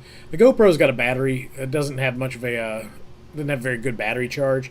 I mean, I could, I guess, just keep it constantly plugged in. I've done that before.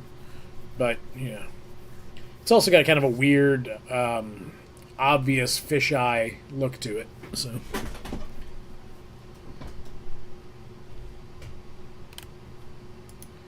So, stand with my feet at the bag in hand. So we will pop open bag, add bag to stands, and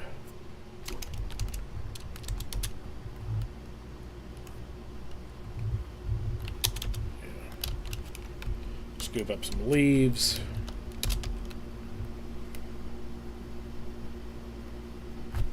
Scoop up some leaves, grab a big handful,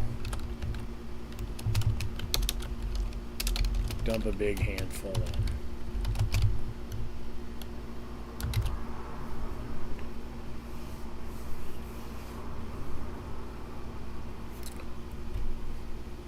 in. Okay, so piling. That's the demonstration. So yeah. Assemble from store. Oh yeah, that's good. I could actually put it together really quickly. Oh, that's something I need to talk about. I forgot. Is one of the reasons I'm leaving the legs removable is for easy storage. So go back to mid-range here.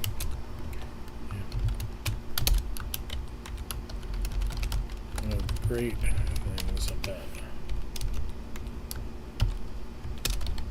Disassembling stand. One of the great things about leaving the legs unglued is that it makes storing flat. It makes storing this a lot easier. And as a bonus, the bag clips can be used to secure everything together. So I wish I had the clips here so I could show you, but they're little metal clips, and what I can do is I can use them because they'll be permanently attached to the leg. I can take both the circles, put those together, and then take the clips and kind of wrap it around everything, and then clip it to the leg, so that once you do that 3 times, you've got a pretty solid structure that'll lay flat, or you can hang it on the wall or something like that. But it'll be easy storage for keeping everything together.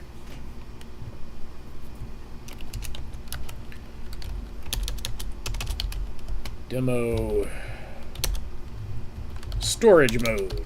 That'll work.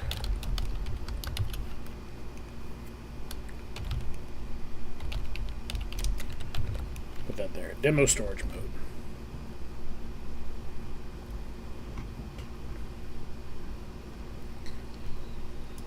All right.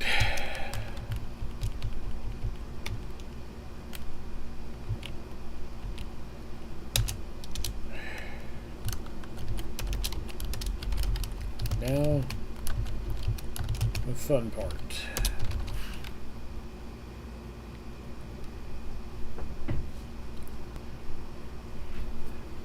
Okay, now the fun part. I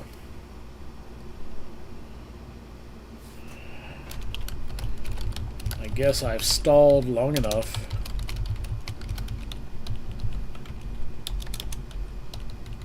Now, the fun part.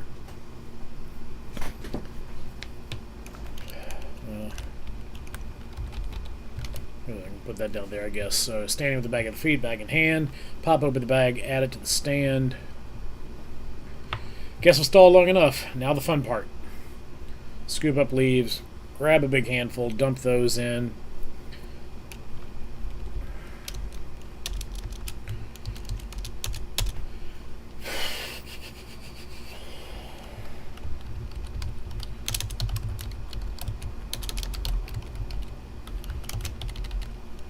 So I'm thinking of, yeah, I'm definitely going to show how to store it. So one of the things I'm actually thinking about doing is, in addition to the bag holder and all that, so one of the big problems when you put leaves in a bag is that there's a lot of air that collects in there, so you've got to compress them down. I was thinking about making a, have you ever seen like a tamper that is used for, like, you know, flattening air, like compacting ground and stuff when you're adding gravel and whatnot? It, you know, just kind of pushes everything down flat. I was thinking about making something like that out of like plywood that would be just big enough to where you could put it in, you could smack it in there to compress the leaves down, so that let me kind of go and show you what I'm talking about here. So like something like this, only instead of being like 35 pounds like this dang thing is and $35, it would just be like, you know, a broken broom handle or something and a circular, yeah, okay, you guys, so you know what a tamper is. Okay, and just kind of push, compact it down. And I thought, you know, that might be something that I could demonstrate, but then the making video would be a quick thing over for Patreon only, because I mean it's kind of a simple thing to do, so I don't know if that would be valuable or not.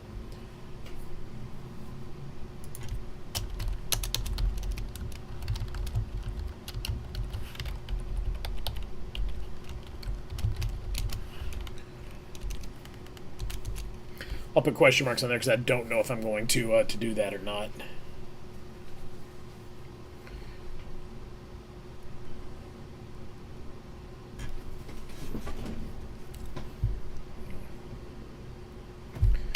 All right, actually, I think a really fun way to end this video would be to, like, you know, kind of, after I'll say something or whatever, you know, thanks for sticking around. I hope, let's see. Thanks for sticking around. Oop, okay. For sticking around. I hope you found this project helpful enough to want to make your own. And to make one of your own. But now I just can't leave a pile of leaves Okay, so Patreon is basically, obviously it's a take on the word patron, and it's a membership thing where you can set up different tiers of memberships, and people can pay you either like can pledge to pay you like monthly, or like every time you produce a video or a piece of content. Like, there are authors out there that every time they put out a new chapter on their video, on their their digital book or something like that, their patrons have pledged that when that is produced, then they will give them any $3, $5, $10, $15, whatever, however much money it is. So you can set it up to be, like a subscription fee or something like that. And typically what you do is, first of all, you almost always thank patrons in the credits. Hey, here are the people that made this possible, and you scroll a list of names and that type of thing. And here are our major patrons, and those are like static names for the people who are on the higher tiers. You can do things like put out patron-only videos, or one of the things I'd like to do is some like behind-the-scenes style stuff, which would be like we've talked about how I'm going to film the helium-infused pipe. Do have another camera that's filming, like maybe I'll use the GoPro to film from further away when I'm doing that, and I could put that behind the scenes video on Patreon, so members get to kind of get a feel for, or kind of get to see a little bit behind the curtain. They get to feel a little extra special. Or I could do extra small types of videos, like I can use the tamper, but it is kind of a simple project, so it may not be something that I need to actually show in this, but I could do like, a 5-minute video on here's how you create a DIY circle cutting jig for your router. Or here you can just, because this doesn't need to be perfect, you can just cut this circle out. Here's how you use a nail, a piece of string, and a pencil to draw a circle. You can use a jigsaw to cut that circle out because, it doesn't need to be perfect for this job. Now we're going to drill some holes into this plywood circle so that air can escape when we compress the leaves. And now what we'll do is we'll take this old broken mop post, or mop stick, whatever you call it, a broom handle or whatnot, and we'll attach that into the bottom of it with a nice long screw so that it's nice and secure. And now we've got a tamper that we can use to press those leaves down and get more leaves in our bag without wasting all that air. Something like that. Just a quick little like 2 to 5 minute blurb that's only available for people who have pledged to support me. That type of thing. Does that make sense? Hopefully I didn't ramble too much and it kind of stuck. But I mean, I know people like I don't know if you watch a lot of YouTube, but Evan and Caitlin are really big YouTubers, and their Patreon is like crazy good for them. I think they probably make somewhere around 6 figures a year simply through their Patreon supporters. I actually did the calculations at one point based on the assumption of everybody in the lowest tier possible. No, I'll tell you what, they have at the end of their videos, they do a scroll of their patrons, and the top tier patrons are static. I did a count of those top tier patrons, multiplied that by what the cost of their top tier was, and then I did a kind of a quick count of the number of people that scrolled by, multiplied that by the base of by the lowest tier, assuming that's what they were, the lowest tier that they had, and then that gave me a rough monthly estimate of how much they were bringing in from Patreon. Multiply that by 12, and then Patreon takes, I can't remember, I think it might be even up to like 50% of the donations, or the pledges, of the subscriptions, to cover costs. And so that gave me the number, and it was somewhere. It was a really, really respectable amount. I mean, so between Patreon, AdSense, sponsored sponsors for their videos, affiliate links, and all that, they're doing really well. But I mean, they put a lot of work into their videos, so they definitely deserve it. Don't think I'm trying to say that it's a scam or anything. I mean, as you can tell, there's a lot of work that goes into this, and they're much more production savvy than I am. They do a lot better job than my videos have been. And I mean, there are other people that make complete livings off of just Patreon stuff. I tried to tell Tara if maybe she would do some paintings or things like that, and she could probably just like post pics or stuff. Anyway, there's just a whole lot of uses for it. It's really great. Think of it like it's kind of like a Kickstarter style thing, but it's ongoing. Now, that's probably a bad analogy. Okay, but anyway, let me wrap this up here. So, but you know, not but now. Boop. But you know, we just can't leave a pile of leaves laying around.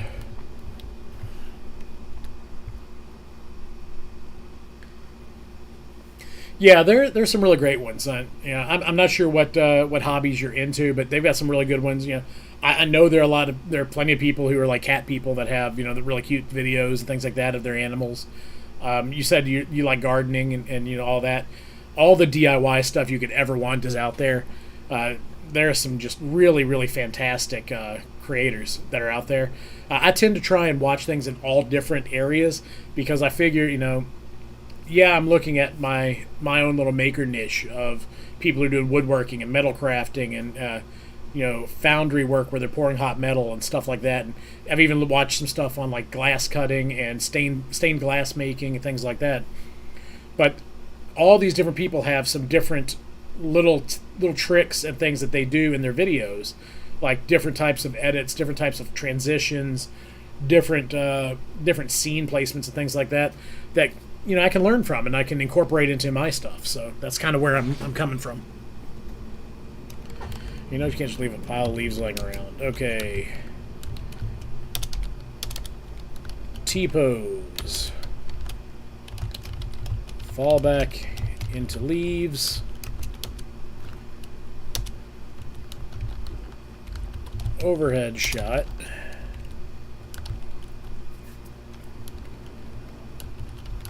T-pose, landing in leaves.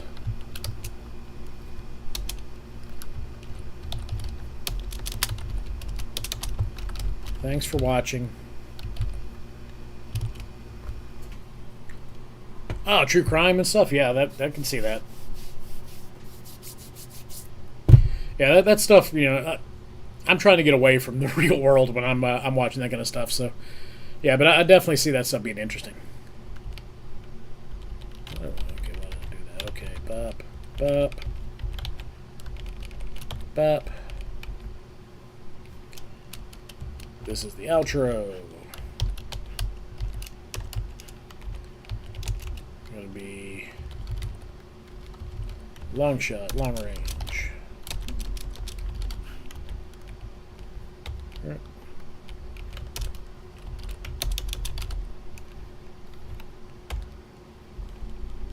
Get mid-range, outro, long range.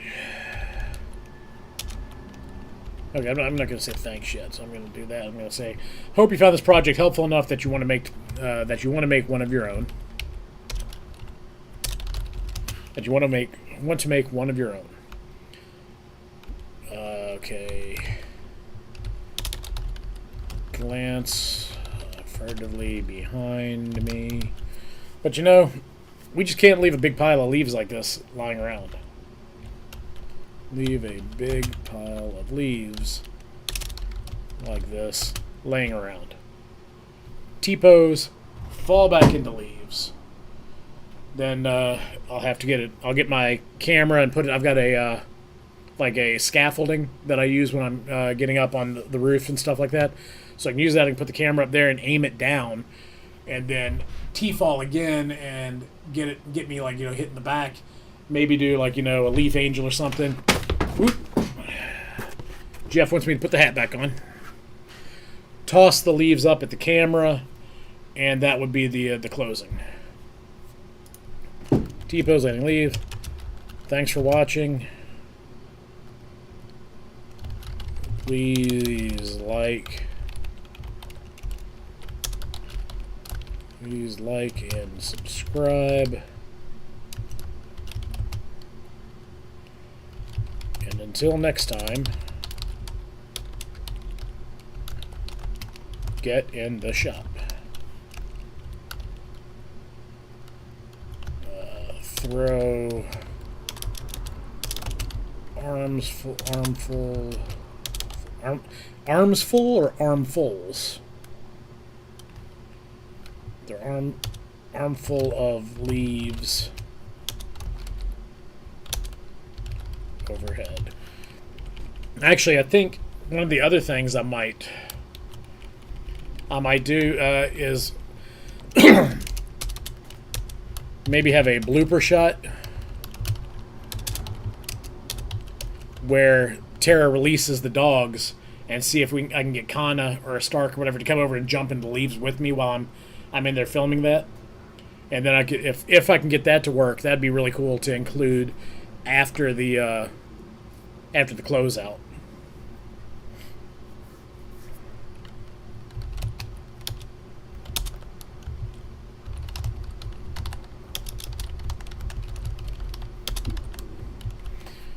And I can just hear the audio clip of her off camera releasing the girls and going, "All right, girls, go get daddy," and letting those two suckers just come, like, getting the long range shot for the behind the scenes thing of me doing the T-pose and all that, which would be another one that I could add in. The dogs come running out and maybe jump in the leaves with me, and then I get the overhead of them, like, jumping all over me and licking me or whatever. I can see that being a fun little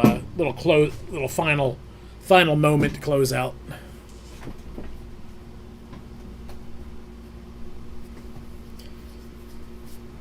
Okay, so outro, long range.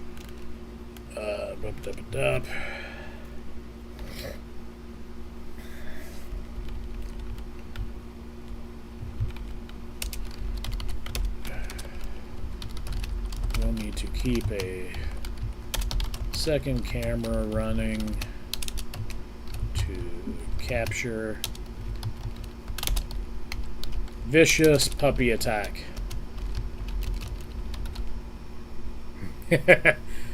Go get daddy.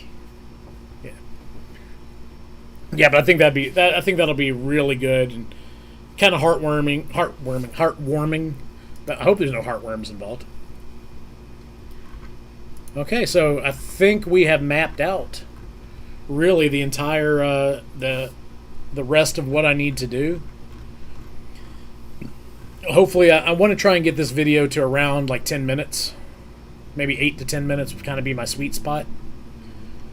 So if it's a little longer, I'm good with that too. But I definitely, I want to outdo the previous video. That 5 minutes felt way short. And I think I could have bumped that one up to at least 7 minutes if I'd done a little bit more of demoing the, showing off the, what's the word I'm looking for, a brain fart. Showing off the garage and all that.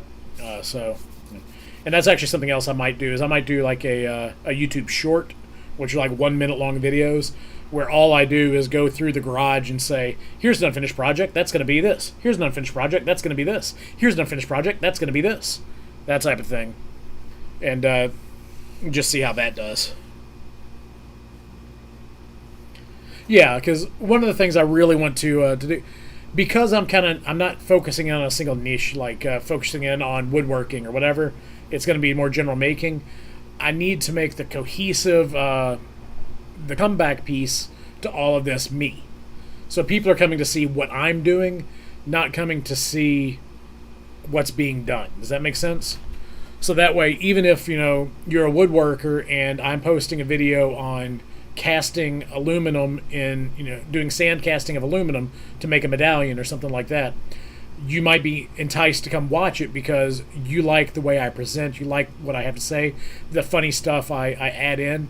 I've got a running gag that I'm thinking about putting in once I start getting the shop in order, and and I've talked to some people about it. They thought it was freaking hilarious, so I probably will, but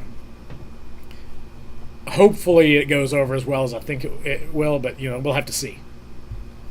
But that one I am just teasing, and because I haven't sold myself on doing it yet, so that one I am gonna leave kind of in the wind. But cool. This has been really helpful to get all this written out and to have an idea of what I'm gonna say. This did turn into more of a script than I intended. It's less bullet pointy and all that, but I do think it's gonna be good. I think that. Let's see. So this overhead shot. This is going to be one that I think would be good for a behind the scenes of the T-fall.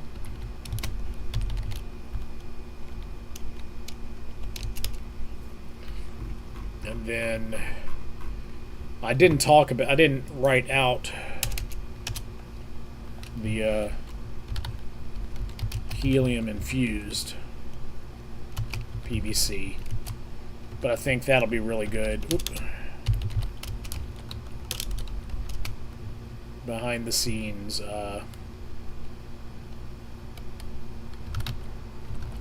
scaffold shot. We'll just call it that, so it's still kind of vague. I already know how that one's going to go, so I'm really looking forward to that. But yeah, I kind of started putting together a Patreon, and I'm still not sure where I'm going to put the levels at, what I'm going to have for the bonuses. One of the other things that a lot of people do with Patreon is they'll put polls up for their patrons, so that they can help. They can say, here are 5 options for video ideas I've got in the future. Which one interests you the most? And then based on maybe the top 3 that are selected, that kind of helps you decide what you're going to do for your next couple of videos, so that there will be some involvement. Plus, your patrons feel like they've got some say in how the storyline goes, how the how the videos are coming out, and it gives them more of a feel of ownership of the channel. Like they're part of it as opposed to just spectators. Cool. All right. Well, actually, this lasted longer than I thought. Hopefully, it was somewhat interesting, Mary. I don't know. I thought me just writing a whole bunch of stuff down would kind of be boring, but it's stuff I needed to get done. So let me save this before I screw up project outline. Okay. So which I'm in Lombex in documents. So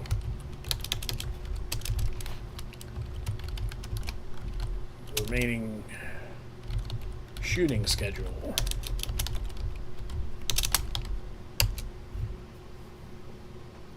Yeah, I'll probably wait on the merch shop until I have maybe that might be the first thing I get a graphic designer to help me with is coming up with a good logo.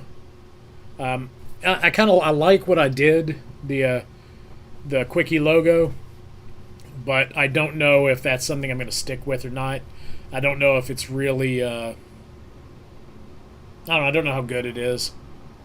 I think it really pops when I'm looking at it on YouTube. It really stands out, which is a good thing. But I don't know if that's the logo I want to go with as the theme for the entire channel. So we'll just have to see. Maybe I'll have some preliminary hats or shirts made or something like that. I got to make sure I'll send some to my beta testers. So I appreciate you guys. And do a limited run of 20, 25. Getting the shop shirts. Just maybe it says "Get in the shop" on the chest. Something has got a big old thing of my face on the back. I don't know. Have to figure out how that's going to work. But yeah, I'll reach out to some of my GD friends, and that's graphic design, not goddamn. So, but anywho, I think I'm going to call it a night from there. I really appreciate you being here. Thank you so much for the feedback and the help. And if there's anything that you think I could do better as far as when I'm addressing the camera and working and talking with you guys and all that, and am I engaging enough with the camera as to what I'm doing? Am I explaining what I'm writing and or what I'm doing in here when I'm editing? Is that coming across well enough? I mean, I know I'm not trying to do a tutorial so you can actually do it yourself. I'm not trying to educate on that, but I just don't want to leave you in a lurch where you don't have a clue what's going on. Am I doing an okay job at that? Or better yet, what could I be doing better? Thursday time will be probably 7 p.m. 7 p.m. to 9 p.m. Central Time. That's because at 9 p.m. I'm a nerd and I'm going to watch Critical Role. So, depending on, I guess, really how things are going, if I'm really in the groove, since Critical Role's pre-taped anyway, I may just wait. But I appreciate it. Thank you. I'm glad that you're enjoying it. I really appreciate you being here. It means the world to me that you take you don't have to take this time out of your day to do this for me, but it really means the world to me that you do, and thank you. All right, well, hopefully, when you start your YouTube channel, you give me a shout out, and maybe we'll do a collaborative video or something like that sometime in the future. Because I know you're going to get the bug now that you see what's going on behind the scenes of it.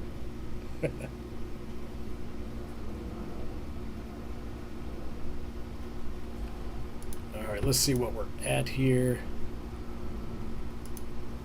Close that out. Hey, at some point I had a third viewer. Oh, that might have been me when I popped in. All right.